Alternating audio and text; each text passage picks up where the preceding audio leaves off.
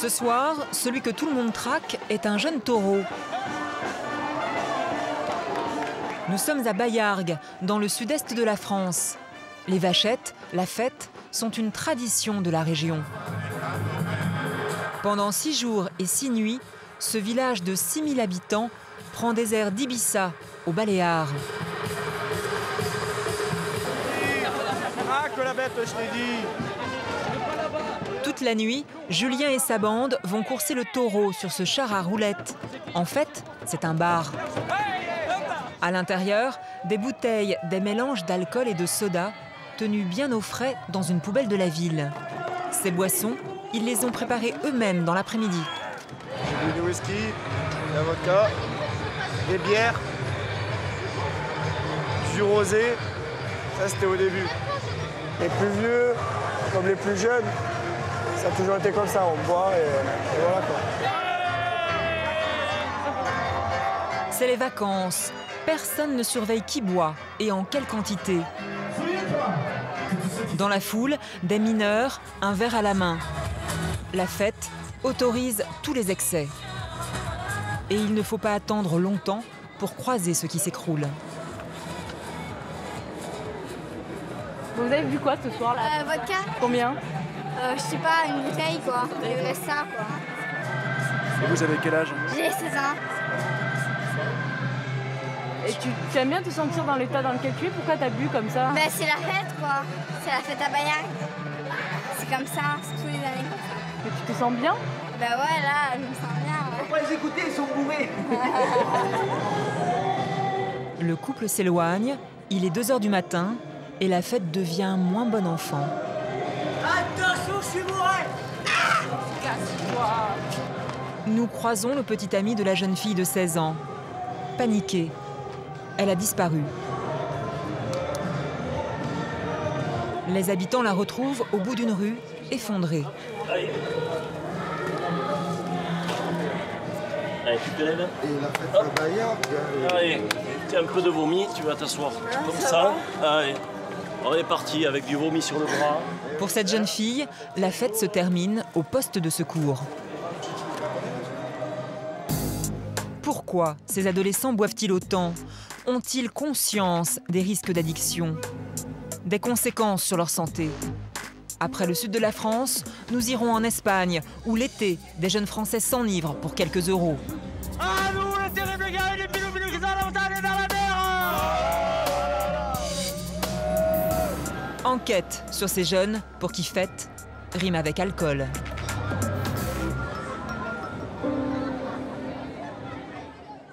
L'avantage de torturer une meuf de 16 ans. J'ai 16 ans. J'ai 16 ans, enculé. J'ai 16 ans, lâche-moi. Toi aussi. J'ai putain de 16 ans, j'ai rien fait. Aux urgences de Montpellier, 4 hommes sont nécessaires pour maîtriser cette jeune fille. C'est Laurent. Tu m'as repris un jeu d'attache et je pense que je vais pas tarder à en avoir besoin. Merci. Elle vient de vider une bouteille de vodka avec 2 amis dans un concert. Tu es agressive et violente. Ouais, voilà. Voilà. Et comme on n'a pas le temps de te gérer toute la nuit à 3 ou 4 comme ça, là, on t'attache. Voilà. Au moins, le problème est résolu T'es pour chez nous. moi, hein, super. Mais c'est fait. Regarde, c'est en courant tout ça. Vous avez rien dit après, franchement. Ben si, justement, c'est parce qu'on a autre chose à faire qu'on paraît au plus pressé. Je suis désolé. C'est dommage d'en venir là. Sérieux, ouais. Elle n'est que la première d'une longue série. Les pompiers amènent ici tous ces jeunes gens pour qui la fête de village a mal tourné. 1, 2, 3. La jeune fille qui arrive a 15 ans. Elle est consciente, mais totalement amorphe. Voilà les 5 PLS. Hop. Eric, l'infirmier, veut savoir ce qu'elle a bu. Tu sais ce que tu as consommé ou pas? Il n'y a que toi et moi là, il n'y a personne. Au pied du lit, sa tante, qui l'a accompagnée. Tu as bu quoi? Elle vous a dit quoi? Du whisky?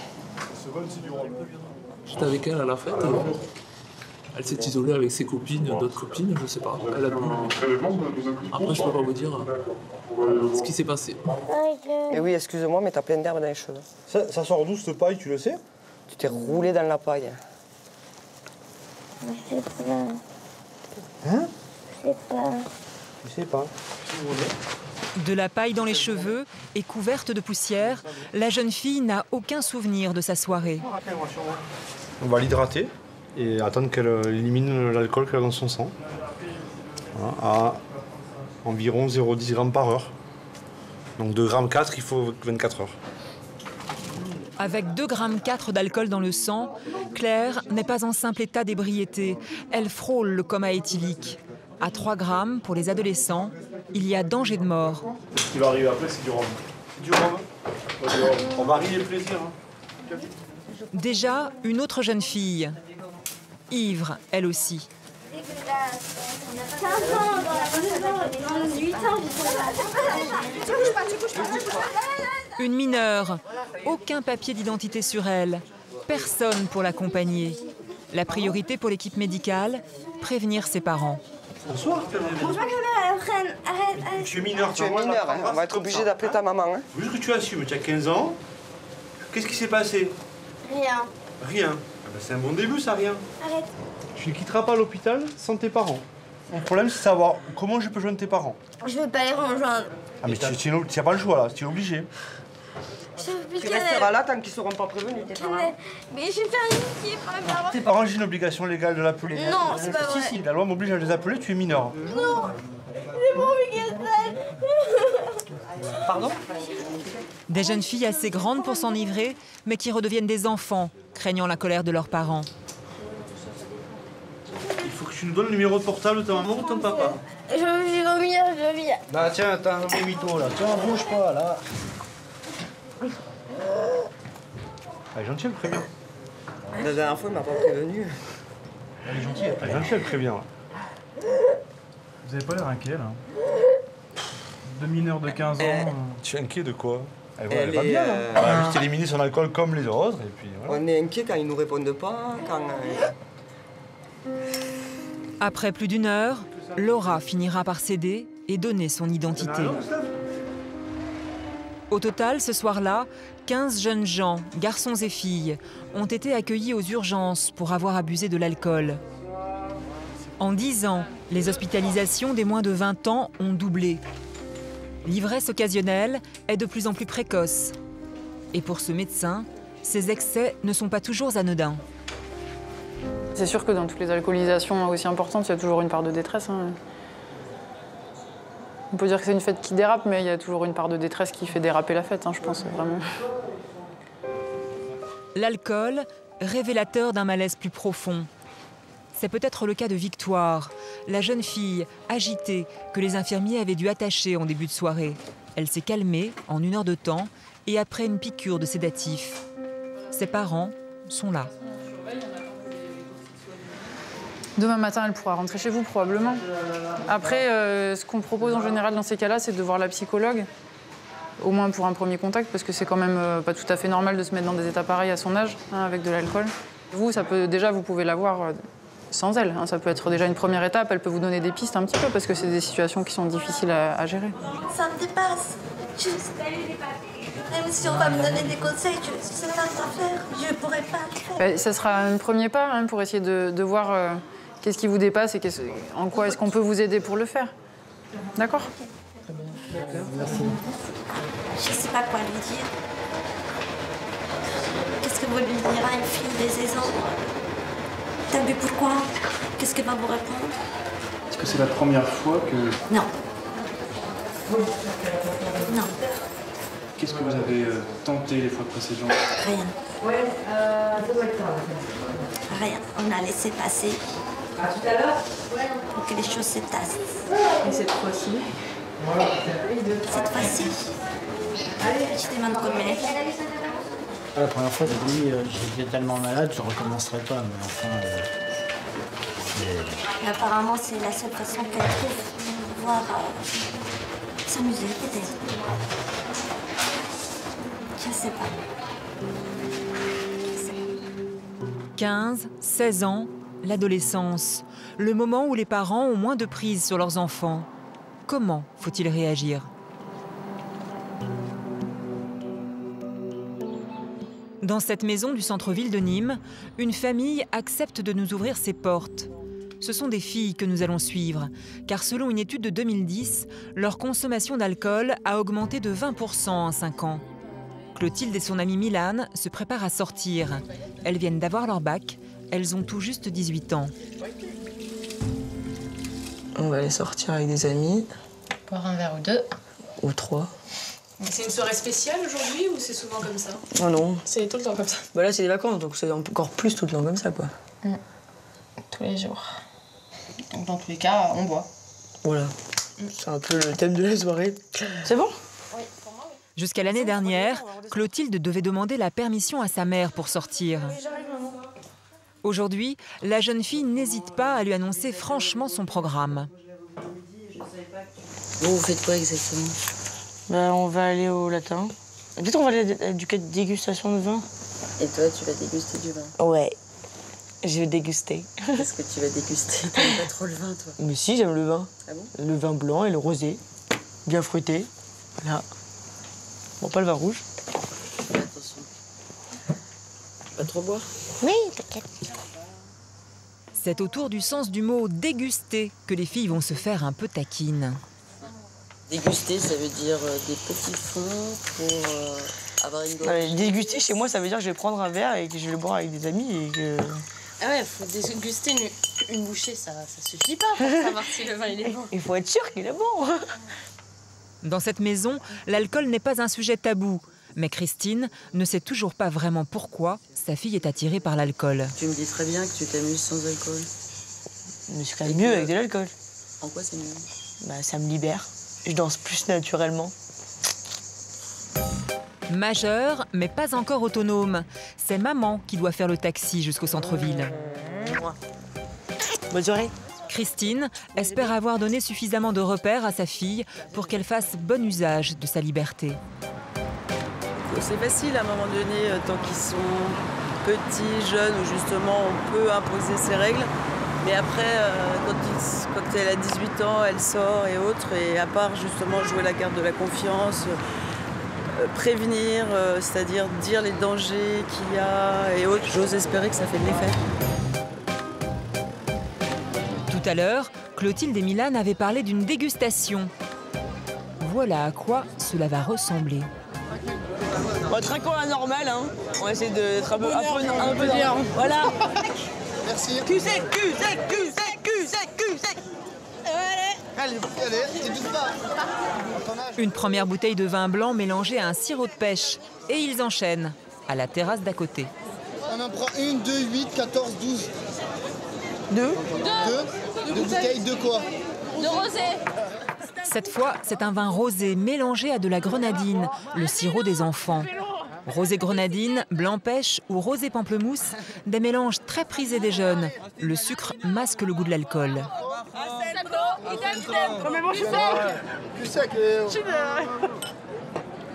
Allez, vas-y, Milane, cul-sec. Ah bon, c'est un jeu. C'est une sorte de jeu, c'est vraiment du jeu. Non, pêcher. Regarde-moi moi. Mais quel jeu? Bah c'est du jeu, c'est voir qui c'est qui va tenir, qui c'est qui va vraiment le boire jusqu'à la fin. C'est le fait de donner un défi, je sais pas, c'est comme ça. Est-ce que tu veux plus boire? Pour Clotilde et ses amis, c'est une soirée ordinaire. Au fil de la conversation, ils nous confient boire presque tous les jours. Je bois un verre tous les jours, au moins. Je suis vendeur, donc maintenant, la journée, je suis tellement stressé que je me bouffe les doigts.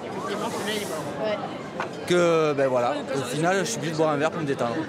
Il y a un jour où je vais voir, parce que je serai malheureuse et j'ai envie de me noyer dans l'alcool, on va dire. Un jour où je serai tellement heureuse que j'aurai envie de fêter ça. Un jour où j'aurai juste envie de boire un verre avec des amis. Nous, on n'est pas des ivrognes, on est des alcooliques non anonymes. Ce soir, les 6 amis auront bu 4 bouteilles de vin. Ils ont dépensé 60 €. Chaque mois, c'est la moitié de leur argent de poche qu'ils consacrent à l'alcool. Nous les quittons à la fermeture du bar. Ils sont alcoolisés, mais pas ivres. Nous retrouvons les 2 jeunes filles sur la plage, le lendemain, pour leur demander pourquoi l'alcool s'est immiscé dans leur vie. Ont-elles conscience des risques d'addiction ? On est jeunes pour faire des expériences, pour tomber dans l'excès à un moment ou à un autre pour une certaine chose ou autre chose et pour apprendre de ses erreurs et se relever plus fort et continuer sa vie comme ça. Après, on a des parents, on a des entourages pour nous remettre dans le droit chemin si on se perd. Pour parler franchement, ce que pensent les adultes, ça m'est complètement égal. Je sais pourquoi je fais ça. C'est une solution pour moi de boire. Certains moments où ça va pas. Plus on boit, plus on oublie. Et qu'est-ce qu'on oublie alors? Les problèmes, les soucis, on oublie tout. Milan n'en dira pas plus sur ses problèmes qu'elle a tant envie d'oublier.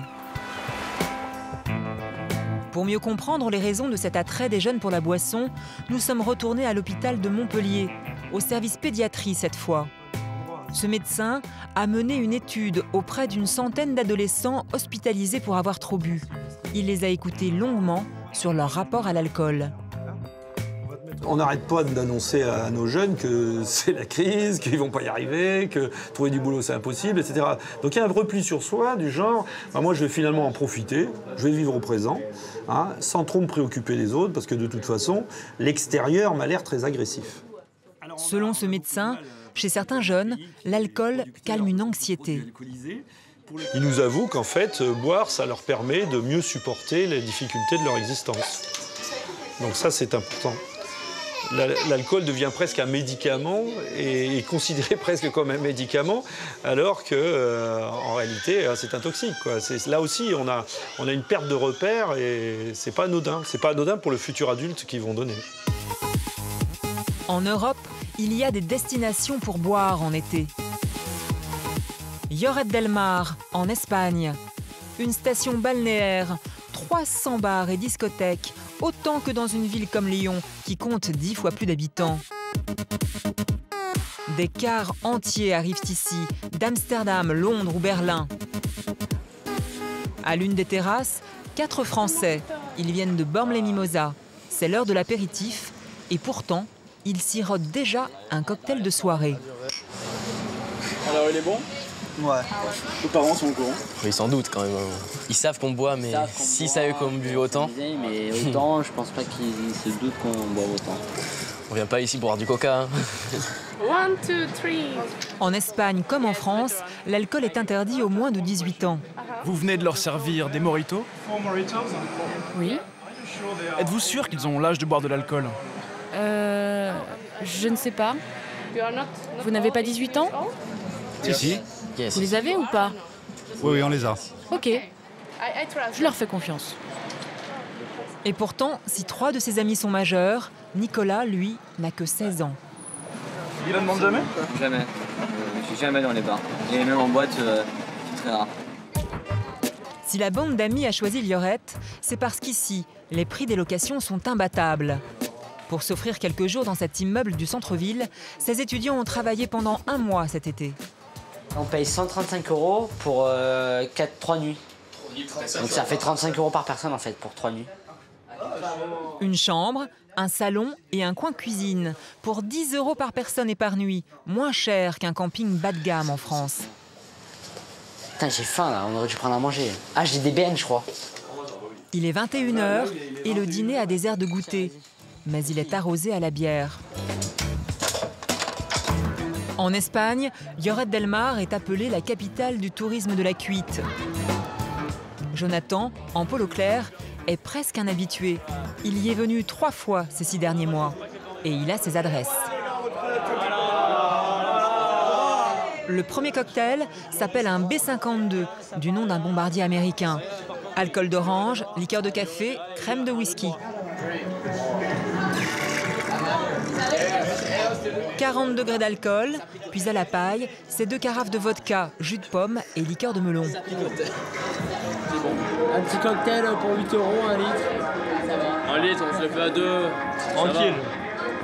L'Espagne est le pays où l'alcool est le moins taxé d'Europe avec le Luxembourg. Quand tu vois les prix là-dessus, tu dis que c'est illimité. Quoi qu'ils contiennent, ces verres coûtent 1 €. La tequila avec du citron et du sel. Tequila, vodka ou gin, pas toujours facile d'apprécier les mélanges. Eh bien, personne n'a compris. Bolloré, pour la Russe. Bolloré. Pour les bombes de soie. Pour la Russe et pour Fossile.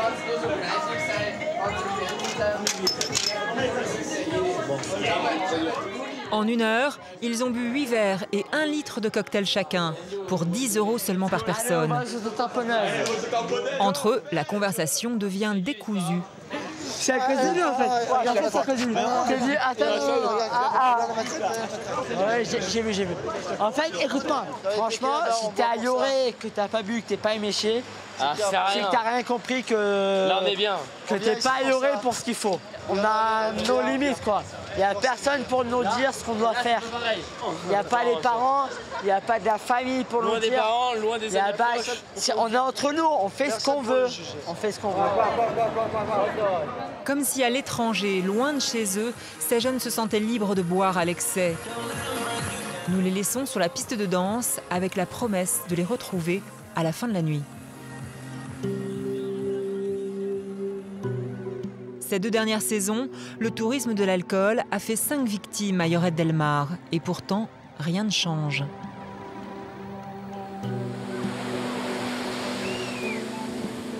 En bord de mer, voici le bar de Jackie et Andy Milroy, un couple d'Écossais installé ici depuis 27 ans. L'année dernière, leur fils Andrew, 15 ans, rentre de chez un ami. Il est 4 h du matin. Andrew était sorti avec des amis et certains d'entre eux se sont battus avec 3 Français. Mon fils a essayé de les séparer, mais l'un des Français avait un couteau et malheureusement le coup a été pour mon fils. Il est mort à l'hôpital un peu plus tard. Malgré la mort de leur fils, ils n'ont pas envisagé de partir. Le bar est leur seule source de revenus.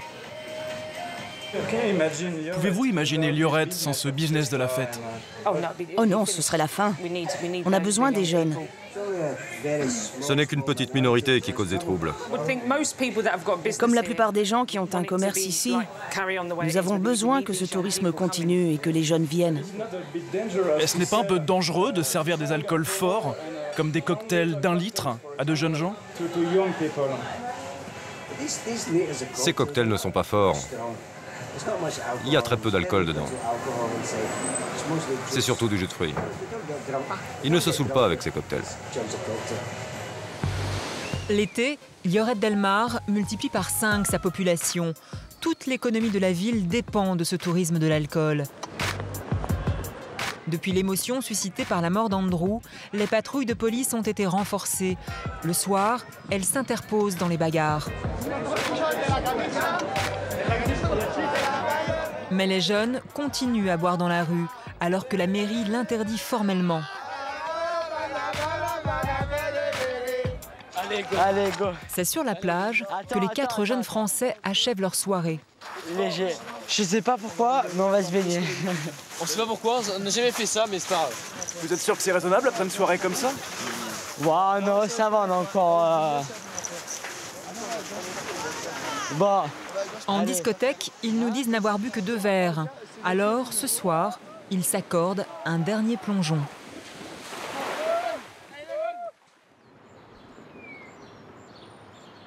L'alcool festif peut tourner au cauchemar. C'est l'histoire d'Anthony. Il habite près des Sables d'Olonne. Il n'était qu'un adolescent quand il a commencé à boire. Quel âge est-ce qu'il avait, Anthony? 14-15 ans. Ouais. Et à cette époque, ça commençait, quoi. Il y avait 1 an, 2 ans. Mais c'était pas encore énorme à cet âge-là. C'était pas des alcools forts, hein, c'était plus du vin, des bières. Fréquemment? Ouais.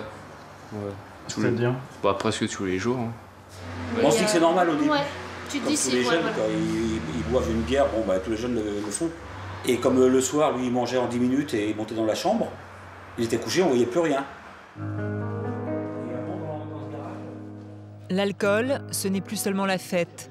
Anthony dissimule ses bouteilles dans chaque recoin de la maison. Et moi, quand je venais bricoler le week-end, que j'avais quelque chose à faire, j'ouvrais ici, par exemple, ma caisse à outils. Puis tout d'un coup, boum, j'avais une canette de bière qui était dedans. Je cherchais ailleurs dans les seaux à peinture. J'avais une bouteille de rosé qui était vide. Hein, Anthony, tu te rappelles? Ouais. J'ouvrais mon coffre de voiture, j'avais quelque chose à chercher dedans. J'avais une bouteille de champagne qui était planquée dedans, mais toujours vide. Quand j'avais du monde à la maison, je dis tiens, on va ouvrir une bouteille, on va chercher une bouteille. Et j'arrivais, j'avais plus rien. Tout était parti. Anthony a basculé dans l'addiction en à peine 1 an. À 18 ans, il boit 2 litres de vodka par jour. Moi, je vivais que pour boire. Hein. Quand je me levais à 8h le matin, je buvais une grosse timbale de whisky pour aller, parce que sinon je pouvais rien faire, quoi. J'allais trop en bloc, j'avais mal. Puis tant que t'as pas ta dose, de toute façon t'es pas bien quand t'es tête, alors t'es obligé de boire tout le temps, quoi. Après 2 cures de désintoxication, Anthony ne boit plus depuis 3 ans. Mais il est toujours suivi chaque mois par un médecin. Aucune goutte d'alcool ne lui est autorisée jusqu'à la fin de sa vie, sous peine de replonger. Ça, c'est du mousseux désalcoolisé en fait à la pêche. Donc ça a vraiment le goût de pêche, mais sauf que y a pas d'alcool dedans. Donc voilà, c'est pour moi. Santé mon prince. Tienne, mon petit gars. La tienne, ouais. Puis à la vôtre les filles, hein, tout le monde. Hein. Je me suis mis dans la tête un jour que de toute façon pour moi c'était fini et voilà. Moi j'ai pas profité vraiment de ma jeunesse, quoi. Je l'ai passé dans le vague 90% du temps. Donc voilà, c'est aujourd'hui que je profite. À 25 ans, Anthony a commencé une nouvelle vie. Il est devenu le père d'un petit Joey, mais il sait qu'il restera toujours un ancien alcoolique.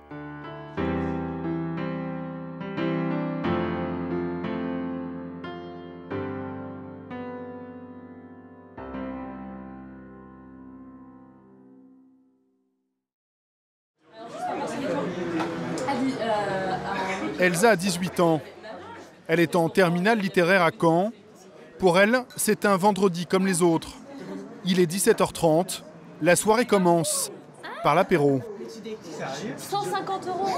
Qu'est-ce que vous buvez là en ce moment? On boit une embuscade. C'est quoi ça? Alors c'est une spécialité d'ici, donc c'est vin blanc, calvados, bière et grenadine. Donc c'est un mélange et on prend souvent ça en pichet pour boire parce que ça monte bien. Ça veut dire quoi, ça monte bien? Ben, c'est-à-dire que ouais, au bout de quelques verres, ça met bien, quoi. Ça fait bien commencer la soirée. Ouais, mais je suis pas pompette, j'ai bu, c'est tout.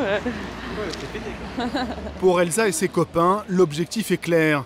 Chercher l'ivresse le plus vite possible. J'ai horreur quand tu fais ça, Alan. Tu sais, quand tu me fais... Son premier apéro aura duré un peu plus d'1 heure. Le temps de vider 2 litres d'embuscade à 4. On peut s'installer là? Il n'est que 20 heures et apparemment les premiers pichets ne l'auront pas suffi. Ben, je pense qu'on va se faire un pichet pour 2 là, en attendant les autres. Peut-être un deuxième après. Et peut-être un deuxième après, ouais. Ouais, ça va finir comme ça, ouais, je pense. Bah. À la tienne. Là, vous avez dîné, vous allez manger quelque chose ce soir, hein? Peut-être en fin de soirée. En fin de soirée, ouais. Pas avant, mais en fin de soirée, ouais. Pourquoi pas avant? Quand on mange pas avant de sortir, avant de boire, tout ça, l'alcool il monte plus vite, donc on est plus vite bourré pour moins cher. Cette obsession de l'ivresse rapide est partagée par toute la bande de copains. Et le plus inquiétant, c'est que plus les heures passent et plus les alcools sont forts. Santé, mon chéri. L'apéritif dure 4 heures. 4 heures à enchaîner les verres. Une consommation qui les met déjà en danger. J'ai pas de citron. Que l'orange. Allez, c'est parti. N'attendez pas surtout. Pourtant, quand la fête continue dans l'appartement de l'un d'eux, tout le monde a pris soin d'amener une bouteille de son alcool préféré. C'est une vodka qui est très bonne. Moi personnellement j'adore. C'est un peu la meilleure, moi je trouve. En France, 6 jeunes sur 10 avouent déjà avoir été ivres. Dans la bande d'Elsa, certains ont même connu le coma éthylique, mais ça ne les empêche pas d'avoir de dangereuses habitudes. Oh putain, mais il a pas acheté de whisky. Moi je bois que du whisky. Il y a quoi à boire là? Franchement, il y a quoi? Il y a du rhum, de la tequila, de la vodka, mais moi je veux du whisky. Tu comprends? Je veux du whisky. Il n'y a que ça qui passe. Il n'y a que ça qui passe maintenant, quoi. J'ai tellement vomi de vodka que la vodka, ça passe plus. Il n'y a plus d'alcool blanc qui passe. Je bois que du whisky. Donc là, je vais essayer d'aller tracer en 5 minutes chrono pour aller m'acheter du whisky. Pour de l'alcool, certains jeunes sont prêts à tout. On va acheter du whisky. Pourquoi vous courez? Bah parce que ça va fermer.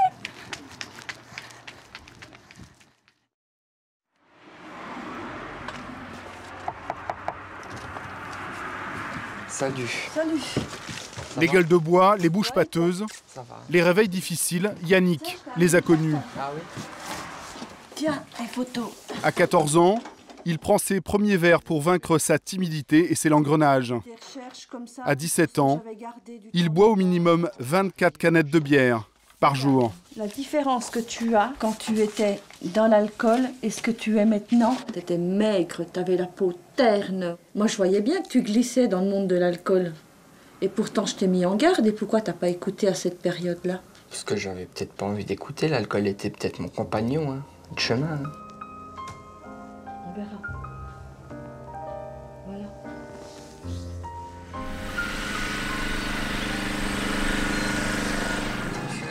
À 19 ans, Yannick est serveur. Il a une idée folle, acheter un bar. Sa mère le met en garde, il ne l'écoute pas. C'est la descente aux enfers.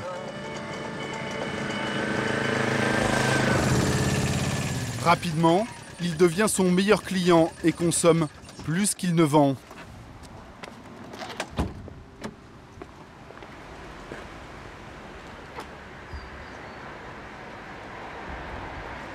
À chaque fois que je passe devant, ça revient là.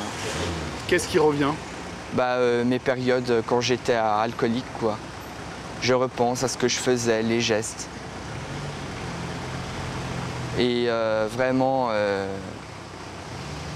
j'ose même plus passer dans le quartier des fois, tellement que ça me rend triste. Tous les matins, Yannick avait ses habitudes. Donc voilà, à l'époque où je prenais de l'alcool, c'était ici, je prenais mon rosé. Oui. Là, le Ricard. C'était quelle quantité de Ricard? Pratiquement 1 litre d'une bouteille de Ricard. En fin de journée, vous aviez consommé quelle quantité d'alcool? J'avais pratiquement 3,80 grammes. Tous les jours? Tous les jours. Quand j'étais dans des états comme ça, je pouvais pas travailler, quoi. Déjà le matin, j'arrivais pas à me lever, donc je me lavais plus. J'étais dans des états pitoyables. Résultat, 6 mois plus tard, il dépose le bilan. Il est totalement alcoolique. Sa mère devient sa première victime.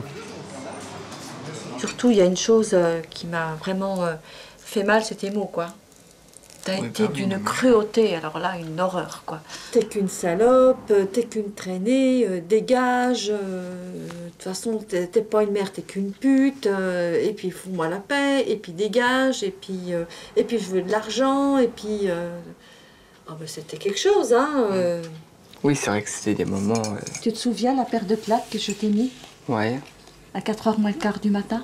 Ça a été drôle, hein. Et puis quand tu partais 3 jours, que je savais pas où c'est que tu étais, et puis que moi j'appelais les urgences, est-ce que quelqu'un est rentré aux urgences à tel nom, c'était dur, hein.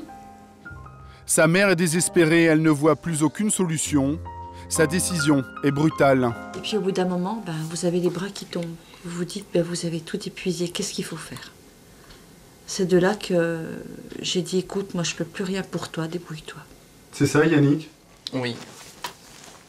Oui, c'est vrai, il y a un moment donné où j'ai eu des portes de fermées. D'ailleurs, ma maman m'a fermé la porte, quoi, à un moment donné. Ça veut dire quoi, fermer la porte? Ça veut dire que, voilà, quoi... Aucun contact. Aucun contact, il n'y avait plus de relation. Elle vous a jeté dehors? Ouais.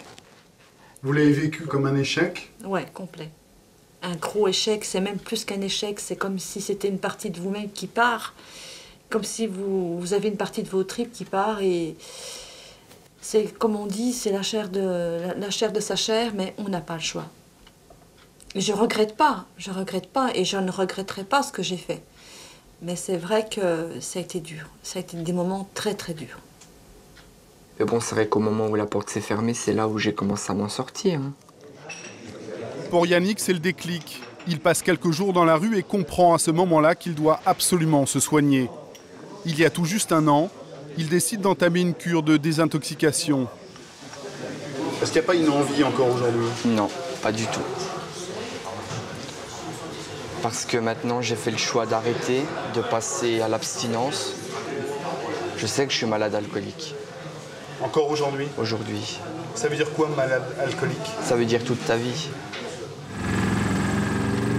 Le plus dur, c'est donc de tenir le coup. Yannick se fait aider par une association, Alcool Assistance. Et pour se donner du courage et se sentir utile, il va à la rencontre des jeunes dans les écoles. Ceux d'aujourd'hui ont 17 ans, presque son âge.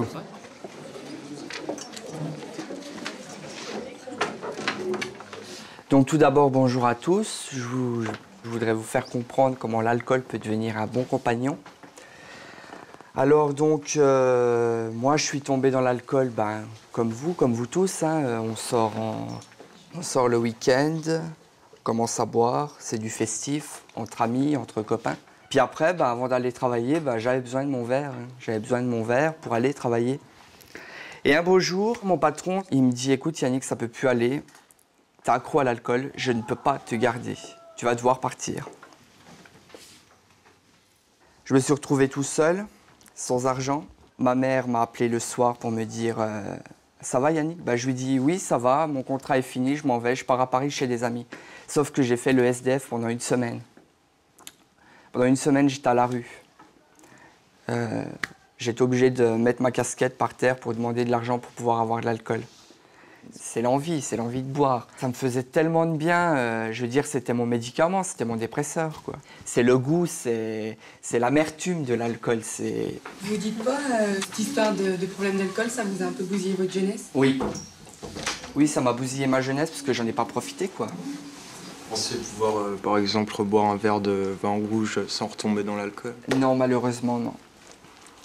Non, je veux dire, vous buvez le verre, puis après c'est la bouteille, puis après c'est les 2 litres, après c'est les 3 litres, après on retombe directement dans la dépendance, quoi. Après, je veux dire que témoigner, c'est bien, parce que bon, on a quoi? On a 2-3 ans de différence. Donc voilà, donc vous êtes au moment où souvent il y a des problèmes, souvent il y a des petits problèmes familiaux, souvent il y a des petits soucis personnels. C'est de faire gaffe, c'est de faire gaffe au danger de l'alcool, quoi.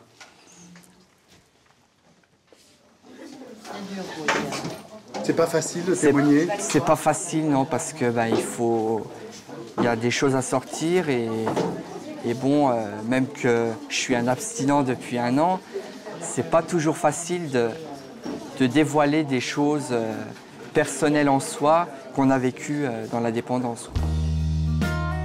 S'adresser à ces jeunes, c'est une partie de sa thérapie. Chaque jour sans alcool est une victoire. Yannick s'accroche.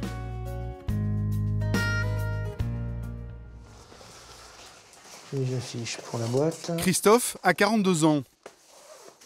Lui n'a jamais connu de déboire avec l'alcool. Par contre, il est père de 2 enfants et la consommation des jeunes l'effraie. Alors il a décidé de s'impliquer personnellement. Tous les samedis soirs, il part en croisade contre le dernier verre, le verre de trop. Je pense que les gens ont toujours peur de voir leurs enfants partir en discothèque, mais ne pas rentrer. Ou sortir ailleurs qu'une discothèque, un bar, une soirée privée.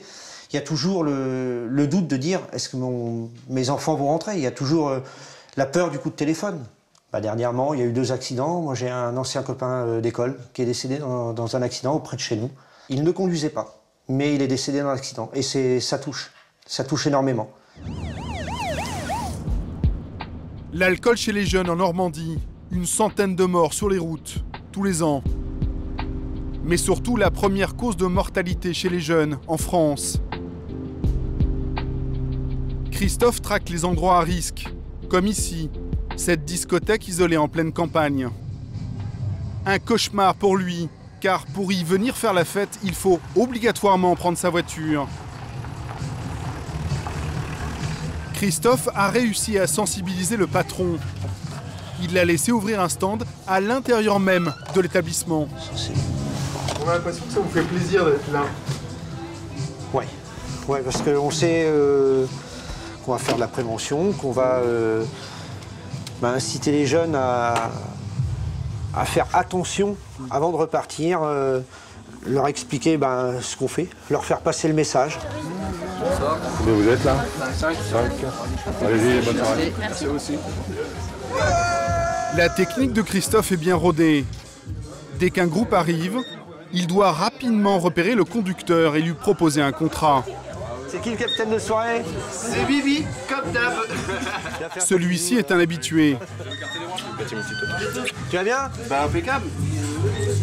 Porter ce bracelet, ça veut dire que vous n'allez pas boire de la soirée? C'est ça, et ça me fait plaisir de le porter parce que moi, mes copains qui sont là, ils sont en sécurité avec moi et puis bah voilà, ils sont en sécurité.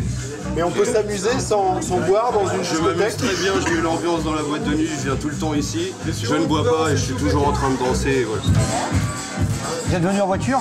Ouais, je suis venu en voiture. Et qui est-ce qui conduit? Tu t'inscris ensemble? Capitaine de soirée? Oui, s'il vous plaît. D'accord. Sur la piste, l'ambiance monte rapidement. Pendant des heures, l'alcool va couler à flot.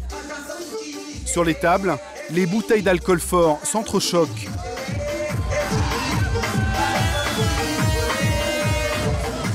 Au bar, concours d'endurance.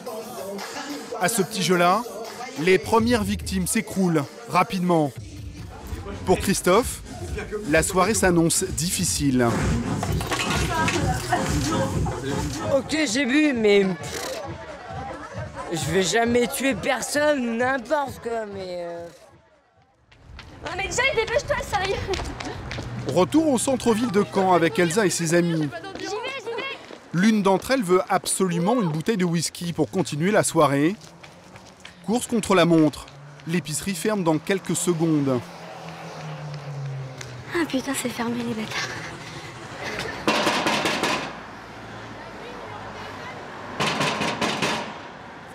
Non mais c'est mort. Il vient de fermer ou pas? Je sais pas. Moi je suis trop vénère. Je veux ma bouteille de whisky. Vous comprenez? Ma bouteille de whisky. Mais mec, qu'est-ce que tu fais? Cette bouteille, une obsession pour cette jeune fille qui a pourtant déjà beaucoup consommé d'alcool. Alors elle se fait livrer le whisky à domicile.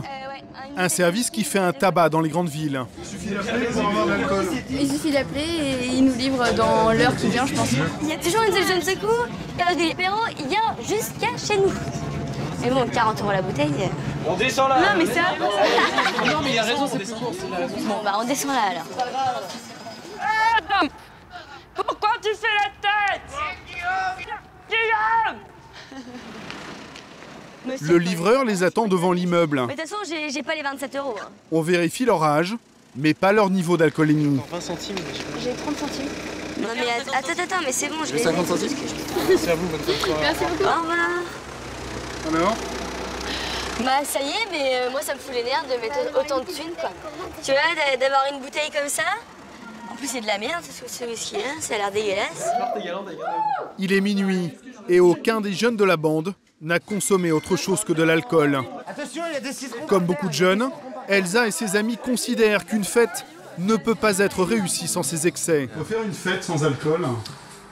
De quoi? Ouais, mais la fête est moins folle. La fête est plus folle avec alcool. C'est le moment où le groupe bascule dans la pure inconscience, le jeu stupide.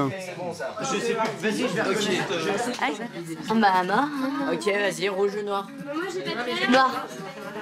Ok, c'est rouge, je t'envoie. La règle est extrêmement simple, voire infantile. En gros, c'est rouge ou noir. Bah, tu dis au pif, noir. Si c'est noir, Tu bois une gorgée, 2 gorgées. tu donnes une gorgée. Si c'est rouge, t'as perdu. Tu bois la gorgée. Chacun veut épater le voisin. Esprit de compétition, le plus fort, c'est celui qui boit le plus. Et si d'aventure, l'un d'eux cherche enfin à lever le pied, c'est le groupe qui le contraint à boire. Allez, tu belle, allez. Je vais finir par terre.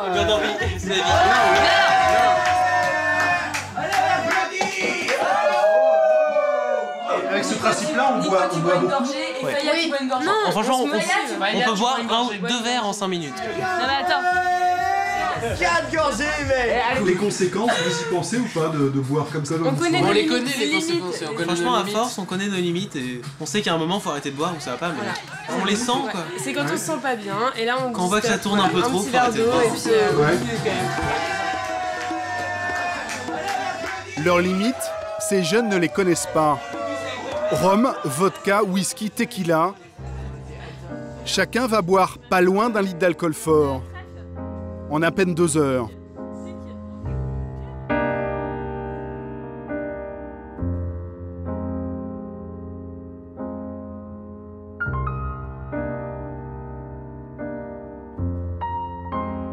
Et forcément, les effets de l'alcool se font sentir. Au moment de partir en boîte, les esprits s'échauffent. Non. Voilà une crise de Guillaume. Guillaume Guillaume Guillaume Qu'est-ce qui se passe là? Bah là, il se passe qu'ils sont embrouillés avec sa nana, donc alcool qui dit petite embrouille, mais embrouille quand même.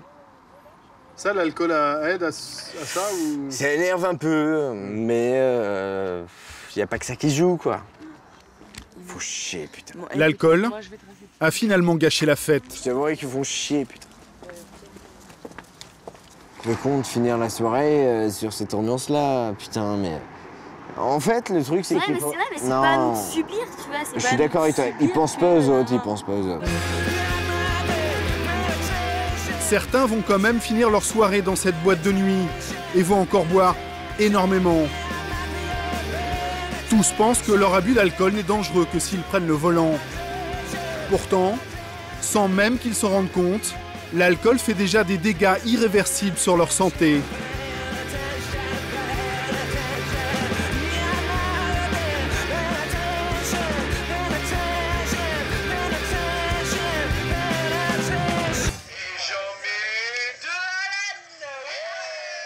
Dans son service, des jeunes comme eux, le docteur Battel en reçoit de plus en plus. Pour lui, boire autant, c'est presque du suicide. Ce mode d'alcoolisation aiguë, massif, va provoquer des dégâts cérébraux sur l'ensemble des structures cérébrales, en particulier celle non seulement de l'apprentissage, mais aussi celle de la mémorisation. C'est-à-dire que, en gros, tout le capital cérébral qui se développe encore à cet âge, entre 15 et 25 ans, on a un cerveau qui continue de proliférer et de s'organiser. Eh bien, on va avoir un impact négatif de toutes les fonctions cérébrales sur les 20 ans qui viennent. Ces adolescents qui s'alcoolisent de manière importante et massive pendant une soirée vont avoir un risque, 10 ans plus tard, d'être alcoolodépendants, de développer une vraie dépendance à l'alcool avec des alcoolisations chroniques, régulières, quotidiennes et massives, qui est multipliée par 10 par rapport à des adolescents qui n'auront pas ce type de pratique. 4 heures du matin. Pour Christophe qui fait de la prévention en boîte de nuit, c'est l'heure de pointe. L'heure de tous les dangers. Il faut tenter de raisonner les jeunes qui essaient de repartir ivres au volant de leur voiture. Et la tâche est loin d'être facile. Tu restes là, par contre, ok? On va dire les jeunes, oh les jeunes, ils font que de la merde quoi. Je vais jamais prendre le volant de ces états-là quoi. Bah vaut mieux. De toute façon, tu partiras pas. Bah oui, je pourrai jamais. T'as bu quoi dans ta soirée? T'en as bu combien? Tu vois pas que t'en as assez? Qu'est-ce qui vous dit qu'il ne va pas prendre le volant dans cet état? Non, déjà, je vais rester dehors et le surveiller. Donc, il ne reprendra pas le volant, quoi. Elle a pas bu. Christophe doit aussi vérifier que les capitaines de soirée soient bien à jeun. Non, c'est tout bon. Surtout, quand tu les mets, tu percutes les deux embouts, on le sur embout. Et tu dégonfles toujours vers le bas. Être grand et intelligent. Alors, soyez prudentes parce que vous allez avoir les gendarmes sur la route. Hein. Okay? Merci, au revoir. Et partout dans la rue. Mais merde, je suis un jeun. Que les filles soient nues, qu'elles se jettent sur moi. Vas-y, range ça, laisse ça là. C'est pas facile de ramener des copines. Ah bah non. Pourquoi c'est pas facile?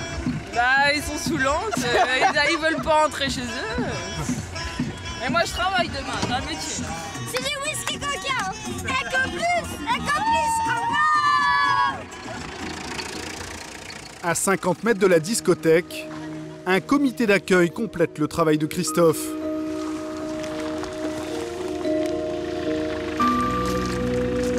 Bonjour monsieur, vous pouvez présenter les papiers du véhicule s'il vous plaît, c'est que votre permis de conduire. Vous éteignez votre moteur s'il vous plaît. Pardon? Vous éteignez votre moteur s'il vous plaît. Merci. Est-ce que vous avez consommé de l'alcool pendant la soirée? Du tout. Vous vous soumettez au dépistage alcoolique. C'est bon.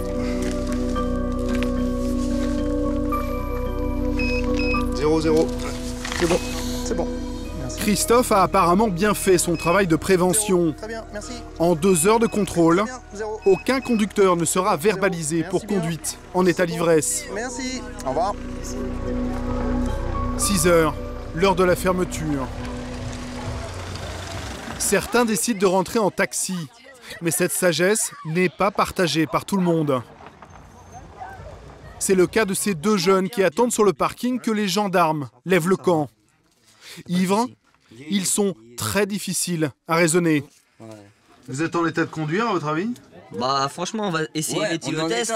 On est en état, mais... Franchement, moi je pourrais conduire. Ouais. Mais après, c'est les keufs. J'ai plus de permis à cause de eux. Vous avez plus de permis là aujourd'hui? Ouais, à cause de eux. À cause de qui? Des flics, des chemins. Et vous êtes quand même au volant de la voiture? Vous allez conduire sans permis? Ouais, y'a pas de souci, franchement. Ouais. Comme ça, il est sûr de pas le perdre. Vous êtes à combien de kilomètres de chez vous là, d'ici? 25. Et vous avez pas le sentiment d'être dangereux pour les autres même? Non, bah non. Bah, franchement, dans la campagne, là, à part des chats et des renards, on voit personne. Ces jeunes sont irresponsables, mais Christophe ne va pas les abandonner.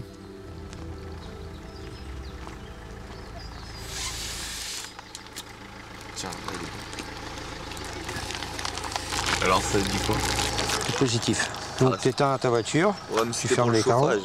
Non, mais vous descendez de la voiture, vous ne partez pas en voiture. Non, on reste tranquille. Je me casse. Non. Si tu butes des gamins sur la route en repartant. À 8 h, on part. Des gamins à cette heure-là, franchement, oui, c'est possible. Mais... Ah si. Bon, de toute façon, c'est la vie. Hein. Que faire? Que dire? Je peux pas faire mieux. Ah bon, c'est comme ça, hein. On ne changera pas les personnes, quoi. Ah bah oui, attends. On peut pas faire confiance. La ténacité de Christophe paye la plupart du temps. Ce soir-là, 300 jeunes ont fait la fête dans cette boîte de nuit. Grâce à lui, une 60aine ont accepté d'être capitaine de soirée. Tous ont ramené des copains alcoolisés, mais tous sont rentrés en vie.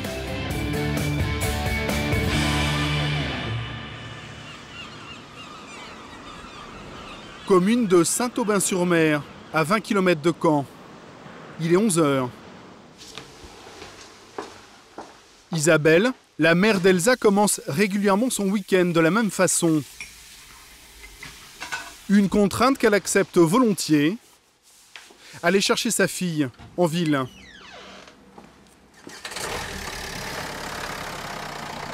Concernant ces fameuses soirées du vendredi, Isabelle a plutôt confiance en Elsa, même si certains détails lui échappent un peu. Je sais ce qu'elle veut bien m'en dire quand on en parle ensemble. Je sais qu'elles sortent, hein, qu'elles vont dans des bars, en boîte, mais je ne sais pas précisément ce qu'elle boit, ni quel type de boisson elle peut boire. Salut Bichette, tu vas bien? Ouais, ça. On y va? Ouais. Et ça va? Pas fatigué? Non, ça va. Non, je viens dormir. C'était sympa? Ouais. Bon, tu veux un thé ou un café, Elsa? Elsa passe régulièrement des soirées très alcoolisées entre amis. Citron? Aujourd'hui, elle a accepté pour la première fois de dévoiler à sa mère sa véritable consommation d'alcool. Isabelle saisit l'occasion. Elle veut engager le dialogue avec sa fille. Bon, alors raconte. On était 6-7, je pense qu'on avait pris 5 bouteilles, un truc comme ça. Et vous avez toutes bu? Oui, grande partie. 5 bouteilles à 7? Et donc voilà, après on est sorti en ville. Et ensuite... Et tu considères que tu consommes beaucoup d'alcool ou pas? Bah, je considère que je bois pas mal. J'en suis consciente. C'est quoi pas mal?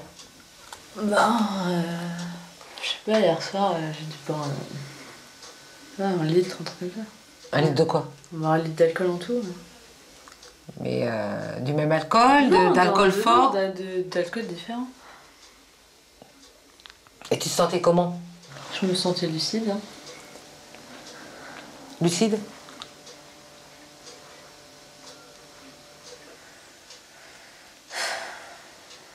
Ça vous fait quoi d'entendre ça? 1 litre d'alcool? Ouais, c'est beaucoup.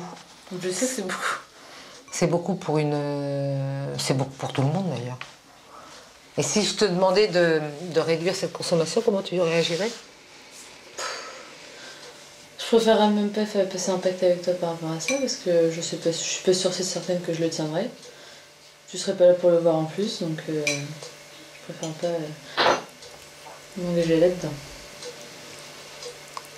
Mais ça te semble pas important de pouvoir réduire de manière... Non, ça me semble pas... non.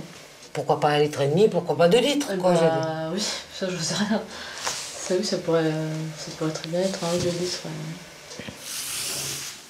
Donc mon inquiétude, elle est grande et elle s'arrête pas qu'aux soirées du vendredi, tu vois. Parce que tu peux, là pour le coup, basculer complètement dans... Oh non mais... Pars pas dans un truc d'addiction à l'alcool, là c'est bon, moi, je suis assez lucide et consciente, je suis pas non plus dépendante de ça, je sais m'arrêter, je sais quand je dois ou pas boire, donc on va pas partir dans des débats comme ça.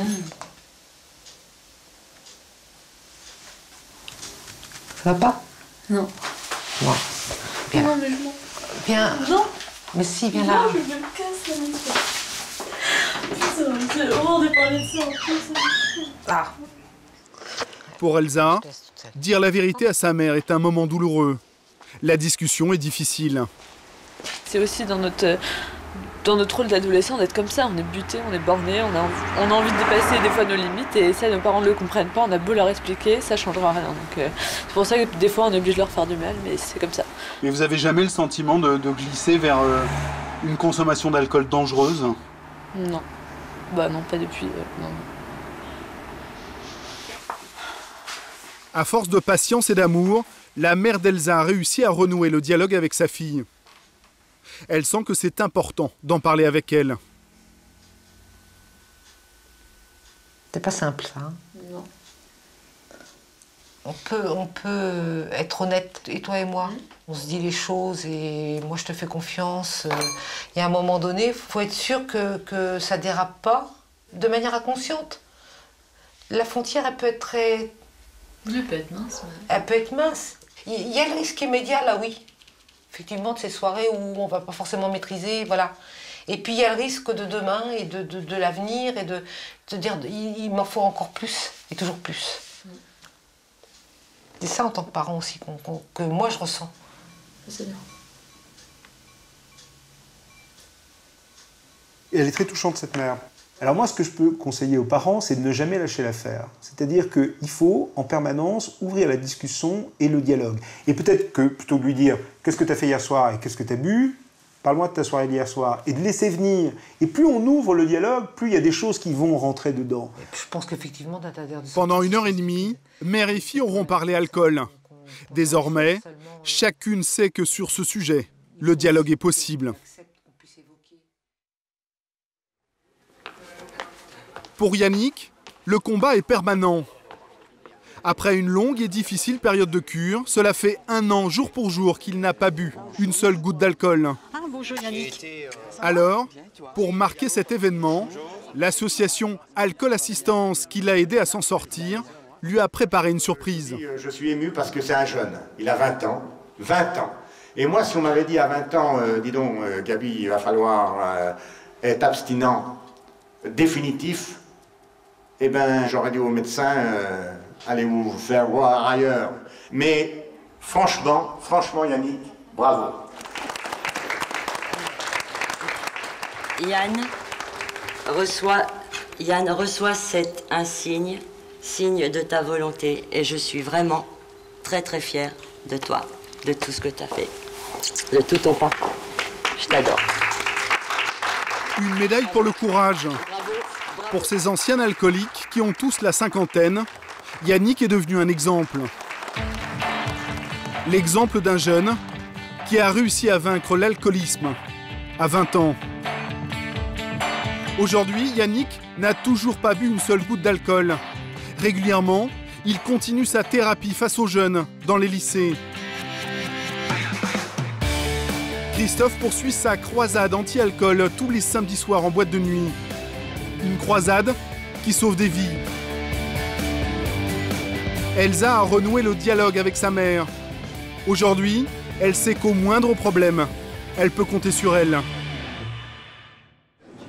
Comme tous les week-ends, ce petit groupe d'amis se prépare à aller en discothèque. Ils ont entre 19 et 24 ans, ils sont étudiants ou jeunes travailleurs. Tous acceptent notre caméra, à condition de rester anonymes. Il est 23 h, la fête peut commencer. Pour lancer la soirée, quelques bouteilles passent de main en main, histoire de se préparer et de s'échauffer. C'est ce qu'ils appellent le before, traduction, l'avant-fête. Car malgré les apparences, ces bouteilles en plastique ne contiennent pas que du jus de fruits, mais des mélanges pour aller au bout de la nuit. Qu'est-ce qu'il y a dans ta bouteille là? Il y a une bouteille de vodka, une bouteille 75 centimes. Et là, il y a une demi-bouteille de tequila et une demi-bouteille de tequila. Et pourquoi vous commencez à boire dans le train là, comme ça? Bah, parce que l'alcool en boîte ça coûte plutôt cher. Donc on boit avant quoi, on s'en est bien. On boit, on se calme un peu quoi. Et pourquoi c'est important pour toi de boire avant d'aller en boîte? Bah, disons que... Non mais je veux dire, on a moins de difficultés. Ça nous libère, on a moins de difficultés à aller voir les filles, plusieurs choses comme ça. Mais bon, on est jeunes, à 30 ans on fera plus ça. Là, on en profite. En moins de 20 minutes de transport pour rejoindre Paris, les bouteilles sont presque vides. Les effets de l'alcool se font déjà sentir. Une fois sorti du métro, la petite bande se regroupe avant de rejoindre la discothèque. Pourquoi vous attendez là? Pour ça. Faut finir avant de rentrer? Faut finir, pas de gâchis. Après, à l'intérieur, on verra. Moi, j'ai mes trucs. Des trucs? Mes extas, donc voilà. Je vais prendre ça à l'intérieur. Je vais ça tous les dates. Je monte mes extas. Vas-y, t'en ranges là. Non, c'est pas vrai, c'est pas vrai. Il montre à la caméra. Dans le sachet, 2 comprimés d'ecstasy, un dangereux dérivé d'amphétamine qui rend euphorique et qui permet de continuer à boire sans en sentir les effets. L'alcool, on finit par plus le sentir. Hein. Il est bien. Celui-ci, il est cuit. Hein. Je veux dire, rien à rajouter. Hein. Je veux dire, une bouteille de provoquer dans la gueule. Hein. À 37 degrés 5, parce que je connais le degré par cœur, hein. J'arrive à rester debout normalement. T'as un déchet. Hein? T'as un déchet, toi. Et j'ai pas pris les tases encore. Les tases, c'est l'ecstasy. C'est parti pour une folle et longue nuit de fête. Ils dansent, ils chantent, ils rient et ils boivent beaucoup. Tequila, vodka, whisky, 3 bouteilles sont rapidement consommées. L'ambiance est survoltée, désinhibition garantie.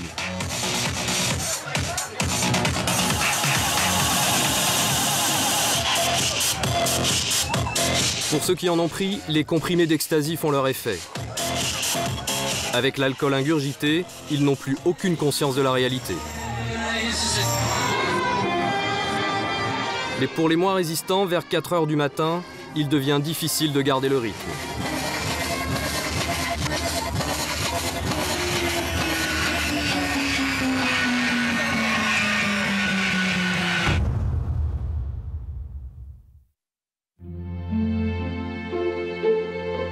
Pour cette belle soirée, chacun a, en moyenne, déboursé 60 €.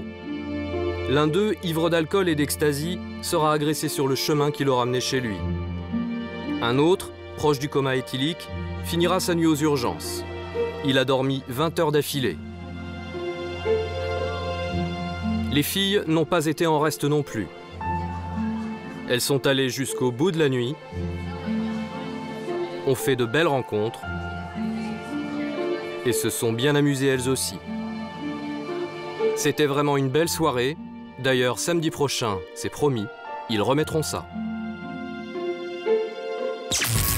Le 11 janvier dernier, 2 adolescentes de 16 ans tombent dans un coma éthylique après avoir consommé de la vodka dans un bar d'Abbeville, dans la Somme. La responsabilité du cafetier est engagée. Le débat sur l'interdiction de la vente d'alcool aux moins de 18 ans est relancé. Prendre une cuite quand on a 18 ou 20 ans, ce n'est pas nouveau. Ce qu'il est, c'est le rajeunissement du consommateur. 3 adolescents sur 5 consomment de l'alcool avant 15 ans. Un phénomène inquiétant qu'à la rédaction de Cellules de crise, nous voulons comprendre. Alors, il y a un côté paradoxal aujourd'hui en France, c'est qu'il y a une consommation d'alcool qui est moins importante qu'auparavant, sauf que quand les jeunes se mettent à boire, ils vont boire en grande quantité et dans un temps réduit pour se mettre minables. Alors pourquoi ils cherchent quoi, se mettre minable comme ça? Ça c'est un peu la réponse qu'on va essayer de... ce qu'on va essayer de comprendre en tout cas. Moi quand je discute avec eux, c'est vrai que même pour des gamins qui sont nantis, qui viennent de milieux petite bourgeoisie où a priori on pourrait se dire il n'y a pas de souci d'avenir, en fait ils ont vachement peur. Et ils ont besoin de soupapes. Ils ont besoin à un moment donné de s'éclater la tête. En France, on appelle ça la biture express, ou comment se saouler le plus vite possible. Démonstration sur Internet avec une vidéo amateur qui fait fureur chez les adolescents. Bonjour, alors sans plus attendre, je fais cette vidéo pour donner une leçon à la France entière de comment prendre l'apéro. Cet apéritif anisé fait 45 degrés. Il est normalement dilué avec de l'eau. Hop, hop, hop. Doucement, garçon. Bon, eh bien, sans plus attendre, santé, et à la santé du colonel, surtout particulièrement. Lui, le boit pur. Et ça continue. En moins de 3 minutes, il s'envoie toute la bouteille. Donc là, ça brûle un peu, là. C'est peut-être complètement bidonné, c'est surtout dangereusement stupide. Avec près de 52 000 connexions à ce jour, c'est en tout cas un vrai succès, particulièrement chez les adolescents.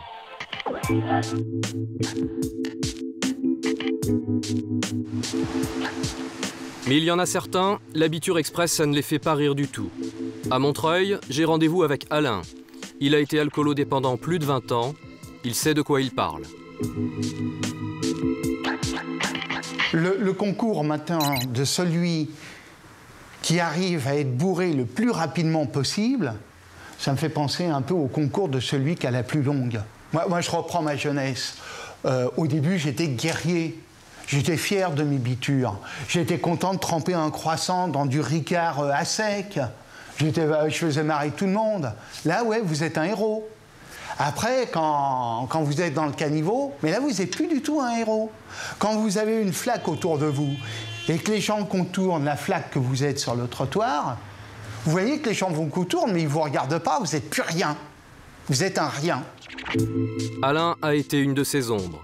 Avant de prendre conscience qu'il n'avait que 2 solutions, arrêter de boire ou mourir. Aujourd'hui, Alain est abstinent. Il est membre de Vie Libre, un mouvement d'anciens buveurs. Des rescapés qui se battent pour la reconnaissance des milliers de victimes de l'alcool. C'est plus possible de se taire. Voilà.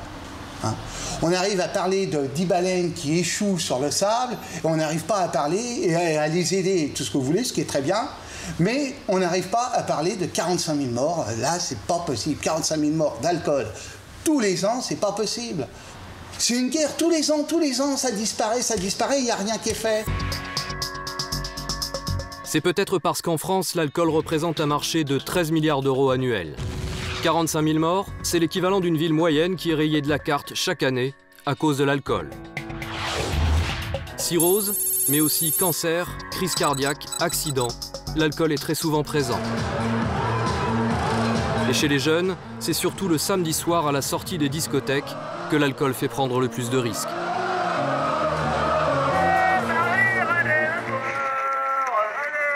Est-ce que vous avez consommé de l'alcool ce soir? Un verre.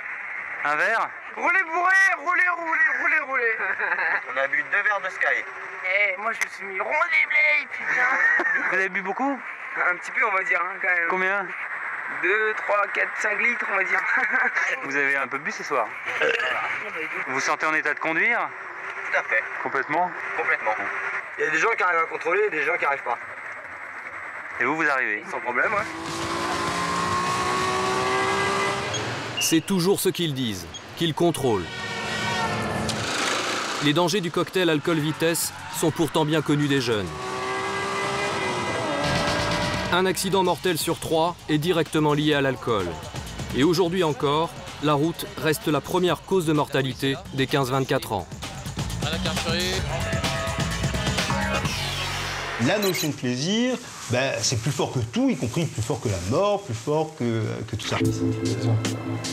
Philippe Battel est addictologue. Il dénonce la banalisation de la défonce chez les jeunes. Je trouve que c'est un bon signe de santé mentale chez un adolescent d'avoir envie de défier les choses, y compris la vie d'ailleurs. Mais hélas, hein, la moitié des morts entre 15 et 30 ans sont liées peu ou prou à la consommation d'alcool. Le problème, c'est que le discours d'une blouse blanche comme celui d'un adulte, ça ne fait pas peur aux jeunes. Je retrouve ce soir Jessica et Camille. Elles étaient à cette soirée en discothèque, celle du mélange alcool et ecstasy. Elles m'expliquent pourquoi, à 20 ans, elles se défoncent autant, malgré les risques. Celui qui a fini aux urgences, ça l'a calmé, ouais. Mais les autres, non. Je pense qu'il faut que ça nous arrive pour se stopper, mais sinon, non. J'en profite un maximum. Est-ce que c'est profiter de sa jeunesse que de se défoncer la gueule? J'en sais rien.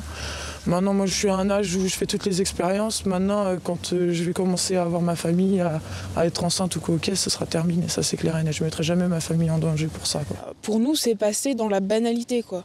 Le fait d'être complètement bourré, c'est quelque chose qui est tout à fait normal.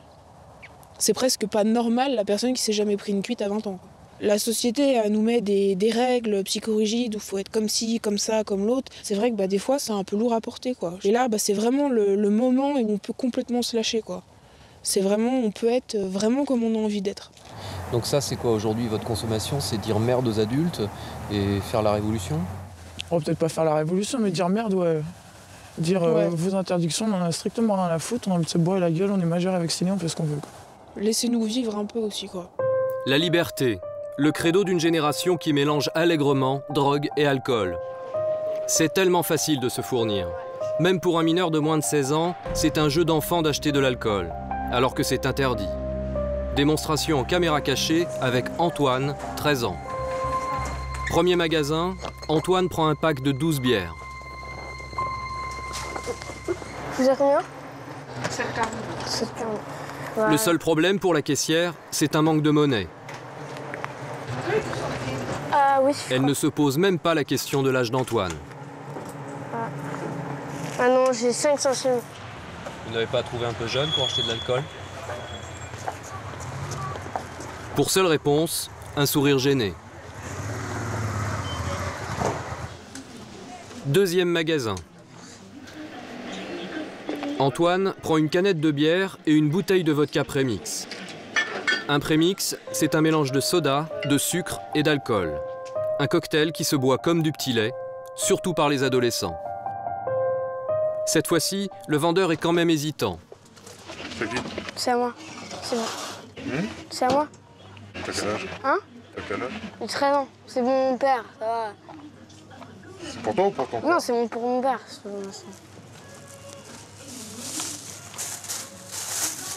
Sûr? Ouais, je te promets.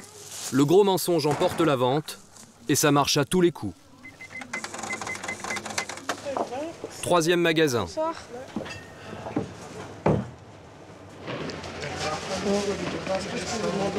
Mais là encore, aucun problème. En vendant de l'alcool aux moins de 16 ans, les commerçants risquent 3 750 € d'amende et des poursuites judiciaires. Mais les contrôles sont rares et ils le savent. Notre caméra cachée n'a pas valeur de sondage, mais sur 3 magasins, l'adolescent n'a eu aucun refus de vente. En moins d'une heure, du haut de ses 13 ans, Antoine a pu s'acheter 4 litres de bière et une bouteille de vodka prémix. Les prémix, l'alcool des jeunes. C'est pour lutter contre la consommation excessive de ces boissons alcoolisées trop faciles à boire que le député Yves Bur a mené la bataille. De la loi. Ces produits ne sont pas bu par des adultes. Ça vise les adolescents, les jeunes adolescents. Quand je dis jeunes, c'est 12-14 ans. Et les jeunes femmes et les jeunes filles. Dans une bouteille de prémix, il y a l'équivalent d'un bon whisky, d'un bon verre de whisky. Si votre gamine à 13-14 ans rentrait en vous disant « Papa, j'ai bu 2-3 whisky », vous seriez affolé. Là, finalement, les parents ne connaissent pas ces produits, voire même les achètent quand il y a des soirées de jeunes chez eux, parce qu'ils sont complètement dans l'ignorance du contenu réel de ces produits. Fortement taxé, le marché des prémix s'est écroulé. À 5 € la bouteille, les jeunes achètent moins. Les alcooliers cherchent à recruter des clients toujours plus jeunes. J'ai contacté quelques-unes de ces entreprises dont les produits sont bu par les adolescents. Pas mal de coups de fil passés, de mails envoyés, mais toujours le même refus des services de communication qui font barrage. Malheureusement, on ne souhaitait pas participer et s'exprimer dans le cadre donc, de cette émission que vous proposez. Pourquoi? Parce que vous n'êtes pas tranquille par rapport à ce type d'action ou... Non, mais encore une fois, je dis tout simplement, on ne souhaite pas s'exprimer dans le cadre de cette émission. Finalement, l'une de ces sociétés nous a reçus. Une entreprise dont les produits assez chers ne viseraient pas la clientèle jeune, mais des consommateurs adultes et responsables, c'est en tout cas le discours tenu. Nous, on fait un métier qui consiste à vendre des produits, vraiment des produits de plaisir, des produits de convivialité. Un discours convenu et répété à l'infini. Ce qu'on essaie, c'est d'installer nos marques dans des moments de consommation de plaisir, dans des moments de convivialité. Et pour ceux qui n'auraient pas encore compris, dans la mesure où c'est fait avec plaisir et avec responsabilité. Consommateur adulte. Convivialité, plaisir et responsabilité. Le leitmotiv des alcooliers. On parlait de l'importance de la prévention. Pour preuve, les vendeurs d'alcool ont même créé une association qui a fait de la lutte contre l'alcoolisme sa priorité. Entreprise et prévention. Ça, c'était une autre campagne d'animation. Voilà, donc c'est vrai qu'on ne conçoit jamais un outil... Sur leur site internet, on trouve les marques les plus prestigieuses. Avec un budget annuel de 2 millions d'euros, la prévention, c'est leur cheval de bataille. Les producteurs de boissons alcoolisées estiment qu'ils ont, ils sont légitimes et ils sont même dans l'obligation de parler du bon usage de leurs produits. C'est-à-dire qu'encore une fois, l'alcool, c'est pas un produit comme les autres. Et quand on vend des boissons alcoolisées, il faut communiquer aux consommateurs le mode d'emploi. Ils ont même un code de déontologie. Ils s'engagent à lutter contre la consommation excessive d'alcool. Preuve de leur bonne volonté, ils éditent des affiches et distribuent des éthylotests.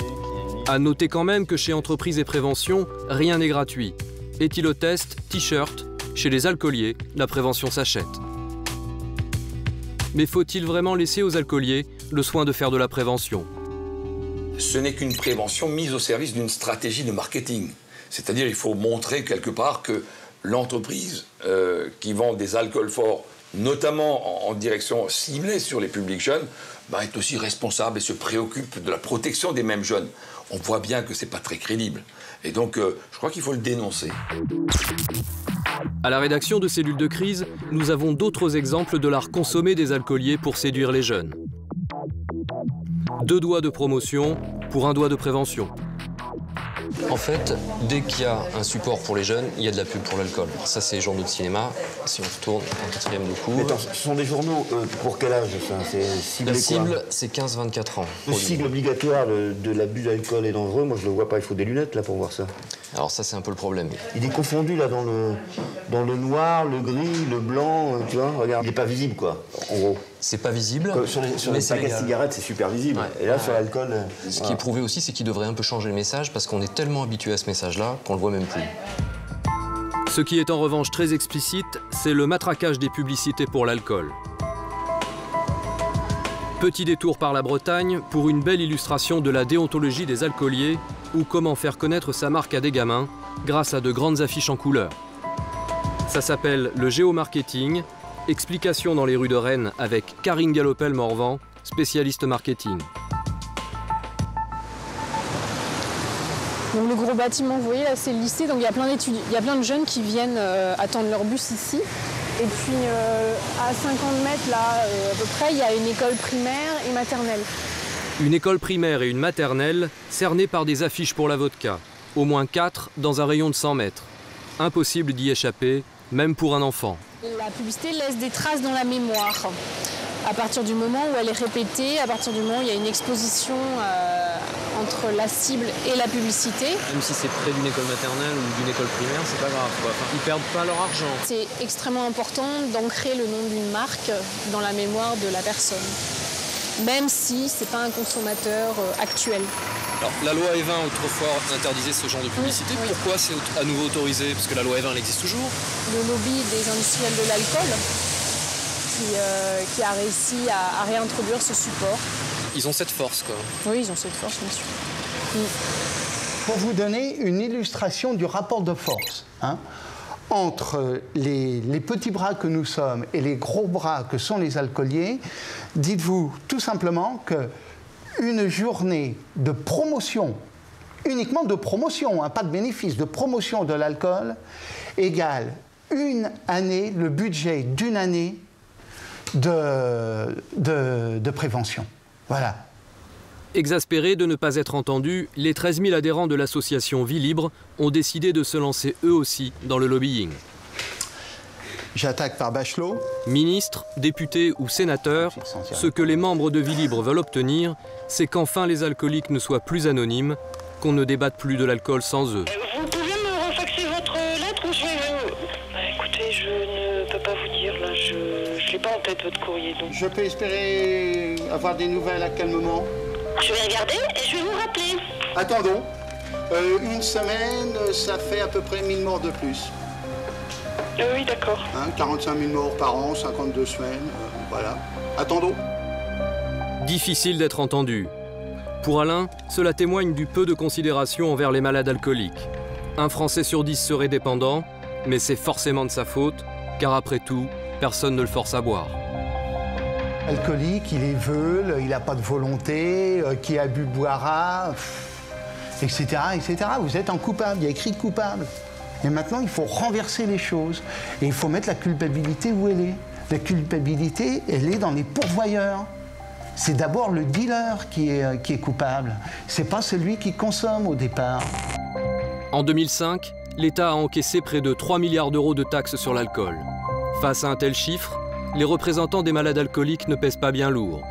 Un rapport de force pointé du doigt par le docteur Battel. Je ne veux pas croire que quand on discute de questions aussi importantes à l'Assemblée nationale, du budget de la santé publique en matière de prévention et de lutte contre les substances psychoactives, et en particulier pour l'alcool, il n'y ait pas dans l'hémicycle un représentant des malades de l'alcool. Une situation totalement insupportable pour le médecin. J'en ai marre que dans ce pays, les alcooliques soient anonymes, surtout quand il y en a...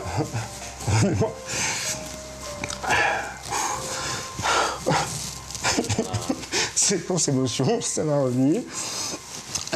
J'en ai marre qu'ils soient anonymes alors qu'il y en a 3 millions, quoi.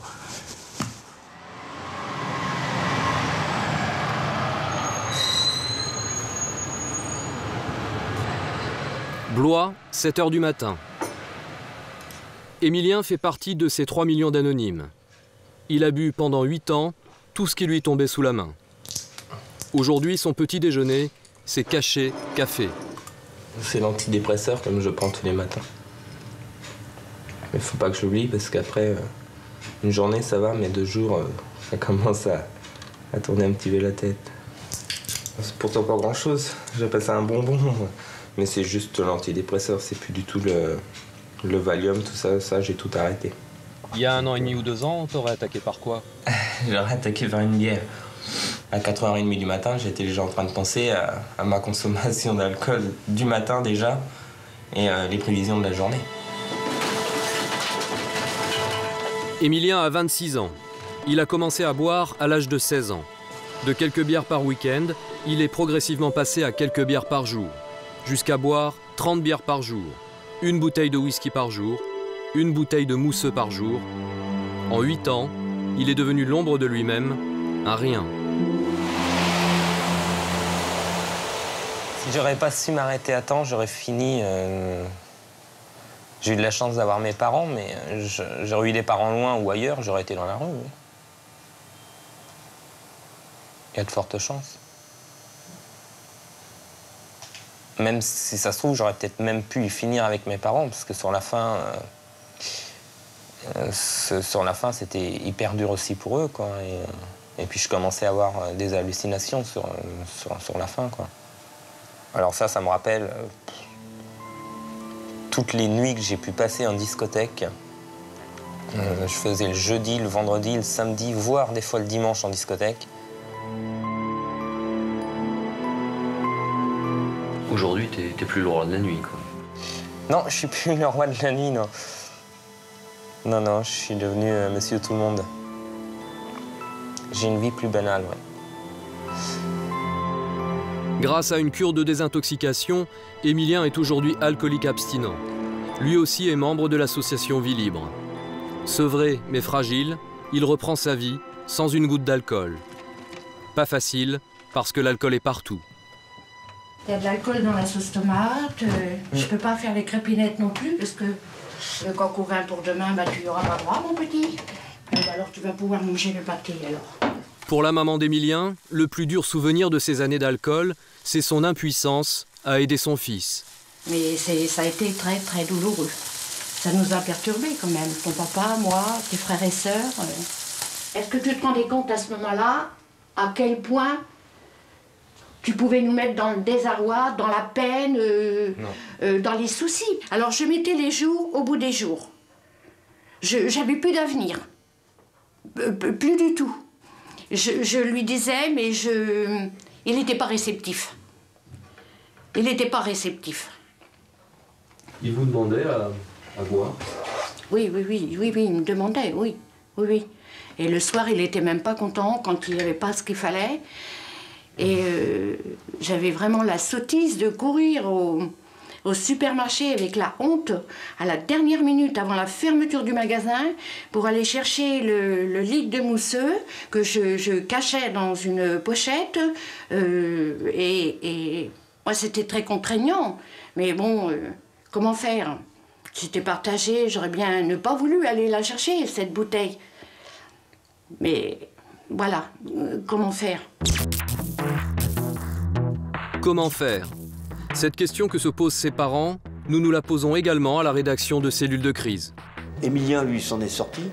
Bon, grâce au médecin, peut-être. Ouais, il a fait une cure de désintoxication. Le problème, c'est les parents. Qu'est-ce qu'on fait quand, à la maison, on a un gamin qui sombre dans l'alcool, pire dans la drogue? Ces mômes, quand ils acceptent de se faire soigner, c'est parce qu'ils sont arrivés à la dernière limite, en fait.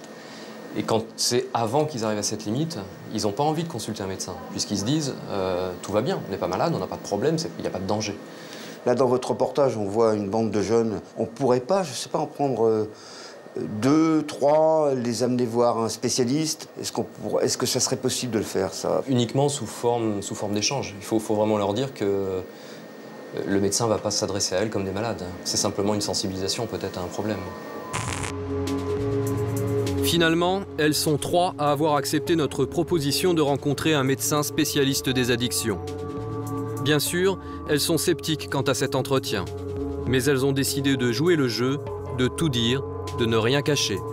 Faites entrer.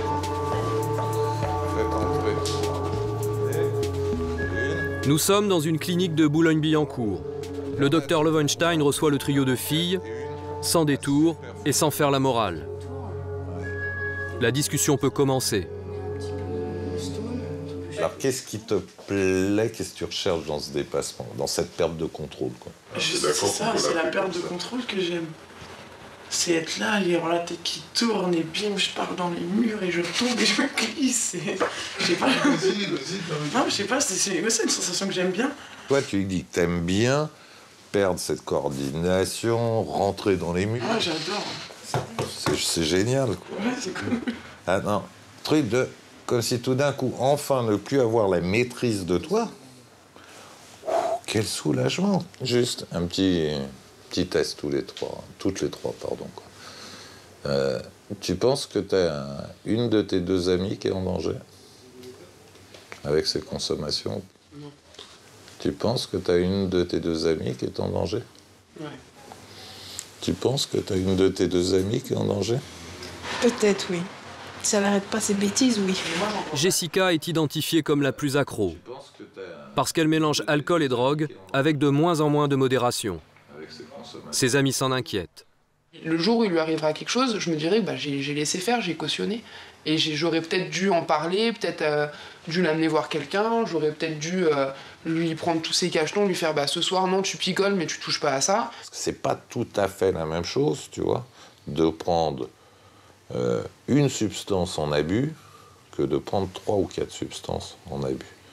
Quand en plus il faut descendre pour pas être... Ça t'est arrivé de gérer des descentes ou pas? Difficile. La descente, c'est l'état de dépression plus ou moins intense qui s'installe quand les effets de la drogue se dissipent. À descendre ou pas? Ma descente, elle avait duré 5 jours. Ah ouais, là t'avais un gros parachute, alors assez lent là. Hein. J'ai dormi à peu près... tout le temps en fait. 5 jours. Et j'entendais des bruits la nuit. Eh ouais, donc t'avais quand même là mis un peu les neurones en difficulté, quoi. Or, la tête, on n'en a qu'une. Hein, donc, attention, c'est précieux une tête. Je sais pas, je pense que je recherche au final l'accident. Tu recherches l'accident, toi? T'as une tête à rechercher l'accident, toi, avec les grands sourires que j'ai vus depuis le début. Non, mais je pense que c'est ça. C'est du côté de la vie, je t'ai vu sourire. Je t'ai vu te marrer. Tu fais plein de choses. Pourquoi tout d'un coup tu consommerais pour l'envie de te tuer? Ça tient la route, ça? T'as envie de te tuer? Difficile de mesurer la portée du discours du médecin sur les 3 jeunes femmes. Mais l'entretien ne laisse aucune d'elles indifférente, chacune à sa façon. De toute façon, je pense que ce qu'il nous a dit, même si ça nous touche plus ou moins à un degré chacune, c'est forcément dans le coin de notre tête et on s'en servira forcément un de ces 4. Quoi. Il a juste fait une fixette sur moi et puis ça m'a un peu saoulé, mais sans plus. Non, c'était simple. Ce qu'il m'a dit en tout cas, j'en ai pris compte de rien, mais même demain samedi, je ne prendrai pas compte. En partant, Jessica nous a quand même dit que peut-être elle irait le revoir, ce type. Un début de prise de conscience. Pour le médecin, un appel à l'aide qui doit être entendu. Comment on peut, notamment sur le problème des polyabus avec de l'alcool, du cannabis, de l'ecstasy, ce qu'on a entendu là, comment on peut, si j'ose dire, accueillir les gens quand ils sont dans cet état pathologique et pas les laisser repartir, vous voyez, après avoir cuvé, comme il est dit souvent. Mais comprendre que là, oui, il se passe quelque chose sur lequel une partie de la médecine, du corps social, pourrait intervenir avec plus d'efficacité qu'elle ne l'a jamais fait, parce qu'un des problèmes majeurs, me semble-t-il, c'est en effet alcool et jeunesse, de plus en plus tôt, de plus en plus défonce, et avec de plus en plus de substances, dont l'ecstasy et le cannabis, qui se sont tout aussi banalisés que l'alcool. Face à la banalisation du cocktail drogue-alcool, les parents sont souvent démunis. Retour à la rédaction de Cellules de crise, où nous nous intéressons au témoignage d'une mère de famille, dont la fille aînée, adepte du cannabis, s'est suicidée il y a quelques mois.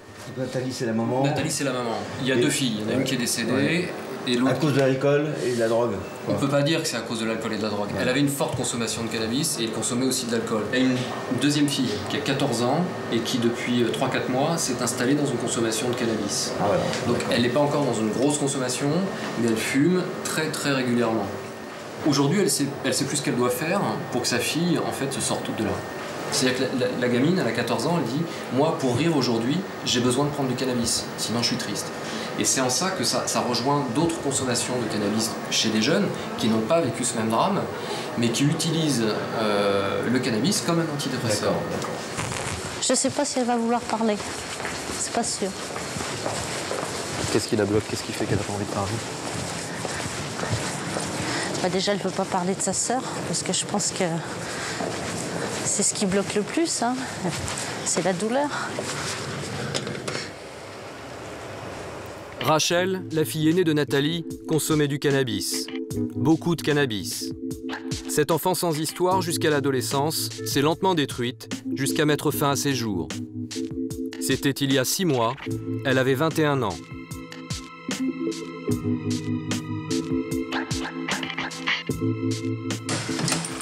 Aujourd'hui, Nathalie n'a qu'une angoisse. Allez-y, entrez. C'est que l'histoire ne se répète avec sa deuxième fille, âgée de 14 ans. Elle aussi fume du cannabis. Ça va, je suis pas toute seule, hein. Depuis le suicide de Rachel, Nathalie vit seule avec sa fille Noémie. Avec du monde. Aujourd'hui, Noémie ne va plus à l'école, ce qui inquiète de plus en plus sa mère. Ce soir, l'adolescente est devant la télévision. Pour l'instant, elle refuse de me parler. Je n'insiste pas, elle se confiera plus tard. Nathalie, elle, se raconte. Malgré son chagrin et sa douleur, elle reste forte pour protéger sa fille. Moi, je fonctionne comme ça. J'ai toujours été battante et optimiste. Et j'aime la vie. Je suis pas quelqu'un qui... Je déteste me laisser aller. Donc je veux vraiment pas plonger, je veux vraiment pas être dans un état où j'aurais du mal à me retrouver, à me reconnaître. Et donc je me bats et je sais que c'est la seule solution. Hein. La vie continue sans Rachel. Mais pour Nathalie, les raisons de s'inquiéter sont nombreuses. Comme avec ce petit mot que Noémie a écrit. Et il y a fumée, boire, shit, bœuf, bang, soufflette, ecstasy, héroïne. Alors là, ça fait peur quand on voit héroïne, coque, mutilée, picotée, overdose. Là aussi, c'est des mots qui sont quand même... on se dit, votre enfant, il va être perdu. S'il part dans ce chemin-là, c'est un chemin sans retour. Fonce-dé, juin, week-end, Courneuve, Bédo.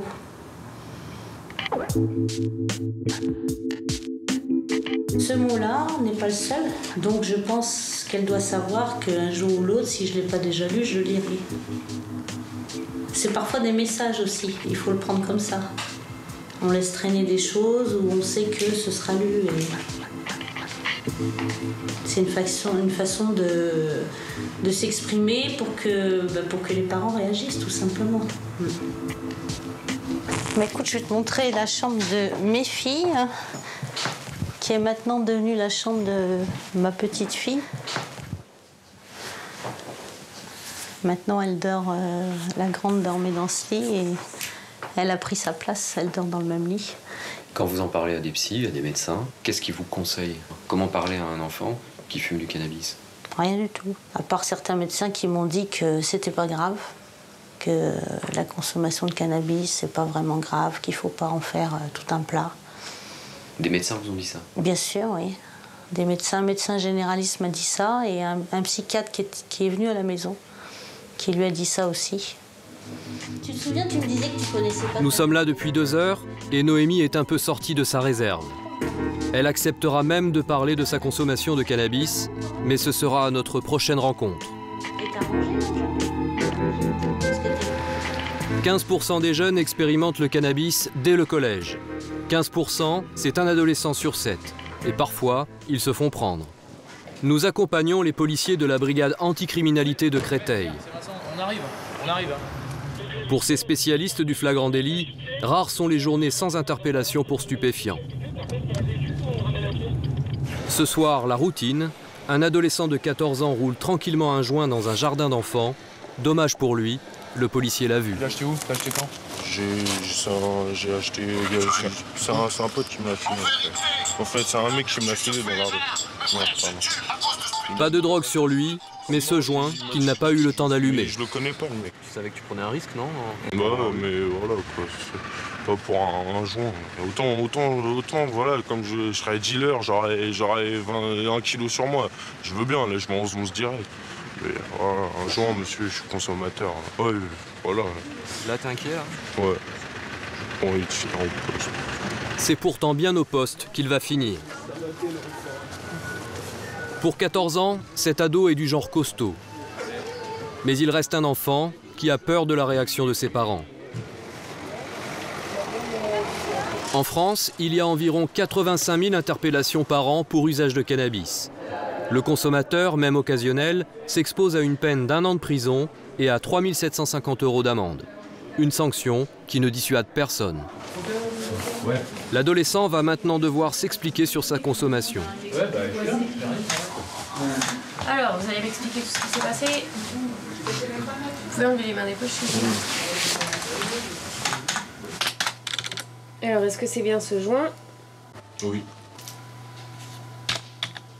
Depuis quand vous fumez, alors? Depuis le début de l'année scolaire, l'année dernière. Votre mère, elle le sait? Non. Elle veut le savoir. Hein. Pourquoi est-ce que vous fumez? Je sais pas. Ouais. Pour faire comme les autres?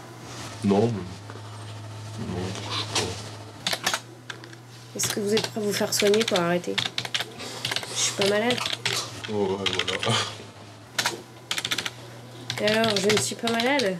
Je peux arrêter tout seul. Alors que vous savez même pas pourquoi vous fumez. Le policier téléphone au parquet de Créteil. C'est au substitut du procureur de décider des suites juridiques à donner. Un délit sans garde à vue. Bon, vous lui faites un rappel à la loi par OPJ. Oui, très bien. D'accord, en lui faisant les gros yeux. D'accord.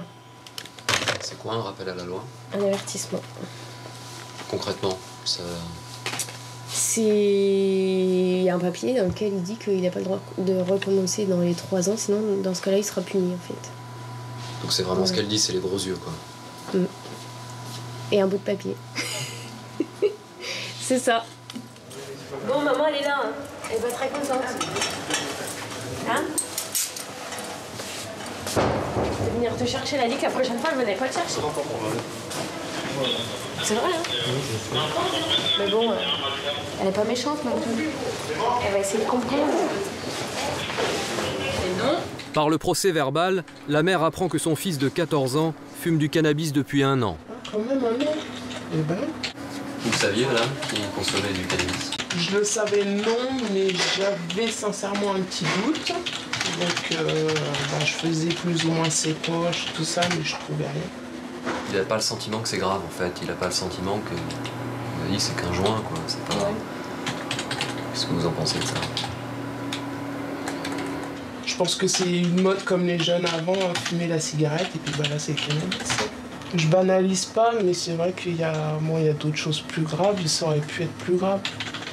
Non, ça, j'excuse pas.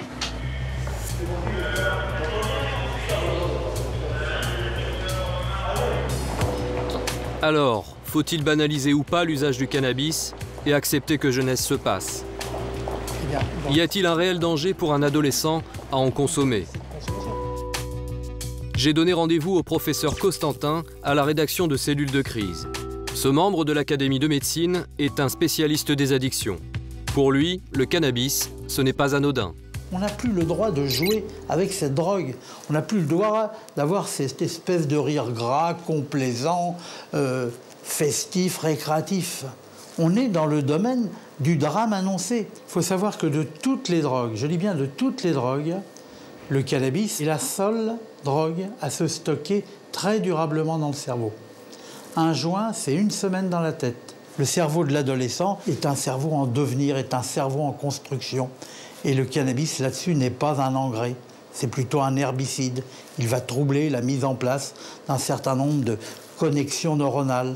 Il va perturber l'évolution harmonieuse qu'il faudra à tout prix essayer de préserver chez nos jeunes.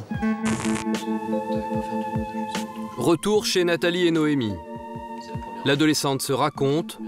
Loin du discours médical, elle m'explique que le cannabis, c'est aussi ce qui lui permet de supporter son chagrin.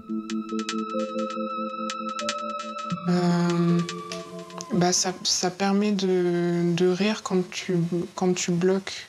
Par exemple, quand je pense à ma sœur et que j'ai du mal à rire et tout, ça fait du bien, quoi, de fumer un peu. Donc ta mère qui est inquiète, est-ce que tu essaies de la rassurer? Est-ce que tu essaies de lui dire c'est pas grave? Comment tu lui en parles? Je vois dans son regard qu'elle aime pas quoi que je fume. Mais tu le comprends, ça? Oui, je le comprends.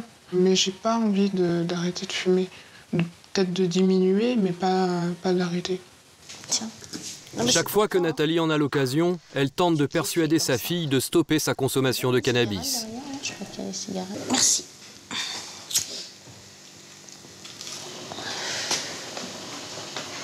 Je peux tirer sur ta clope?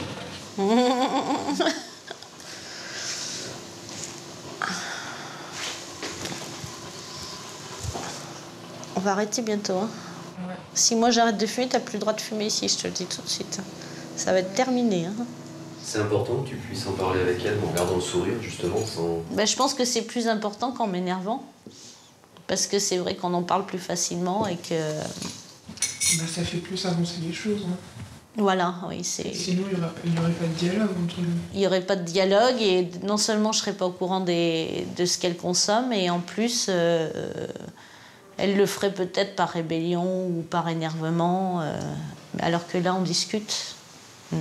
Mais pour toi, l'angoisse, elle est là quand même? Ah oui, bien sûr, l'angoisse, elle est là, c'est clair. Oui. Si Nathalie refuse de craquer devant sa fille, elle ressent aussi parfois le besoin de confier son désarroi. Elle se rend aujourd'hui pour la première fois dans une association qui vient en aide à des parents dont les enfants se sont suicidés. Le cannabis est très souvent présent dans les histoires de ces familles brisées, comme pour cette maman dont la fille s'est suicidée à 19 ans. À l'adolescence, elle s'est réfugiée dans les addictions. Elle a fait de mauvaises rencontres et elle a essayé d'apaiser ses souffrances avec le cannabis et l'alcool. Et voilà. Donc, Pardon, elle avait quel âge elle avait 19 ans. Il est vrai qu'aujourd'hui, énormément de jeunes peuvent fumer de manière assez inquiétante. Excusez-moi. Oh. Je vais peut-être devoir sortir. Non, mais on va parler de Je ne pensais pas du tout réagir comme ça. Ça fait rien. Face à ces témoignages, l'émotion est trop forte. Nathalie laisse enfin éclater sa douleur et couler ses larmes.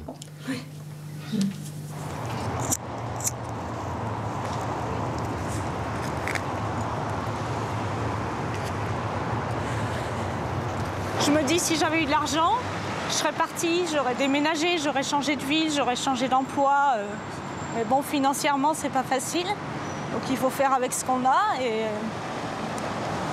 l'appartement, peut-être même changer d'appartement, ça aurait été bon pour la petite aussi. Changer d'environnement, aller dans une ville où il y a un peu plus de soleil, où il y a la mer. On ne peut pas toujours faire ce que l'on veut. Hein. Fidèle à elle-même, Nathalie se ressaisit rapidement. Surtout ne pas se laisser aller et continuer à avancer pour Noémie. Chez les jeunes, la défonce exprime toujours un mal-être et une inquiétude face à l'avenir. Ceux que j'ai rencontrés n'ont certainement pas fini de multiplier les soirées et les excès. De leur côté, Alain et l'association Vie Libre continuent leur combat. Ils veulent faire de l'alcoolisme une cause nationale. Le ministère de la Santé les a reçus, leur proposition a retenu leur attention. Une petite victoire. Chaque jour, 13 millions de Français consomment de l'alcool. Chaque jour, les alcooliers empochent, eux, 35 millions d'euros. L'abus d'alcool n'est décidément pas dangereux pour tout le monde.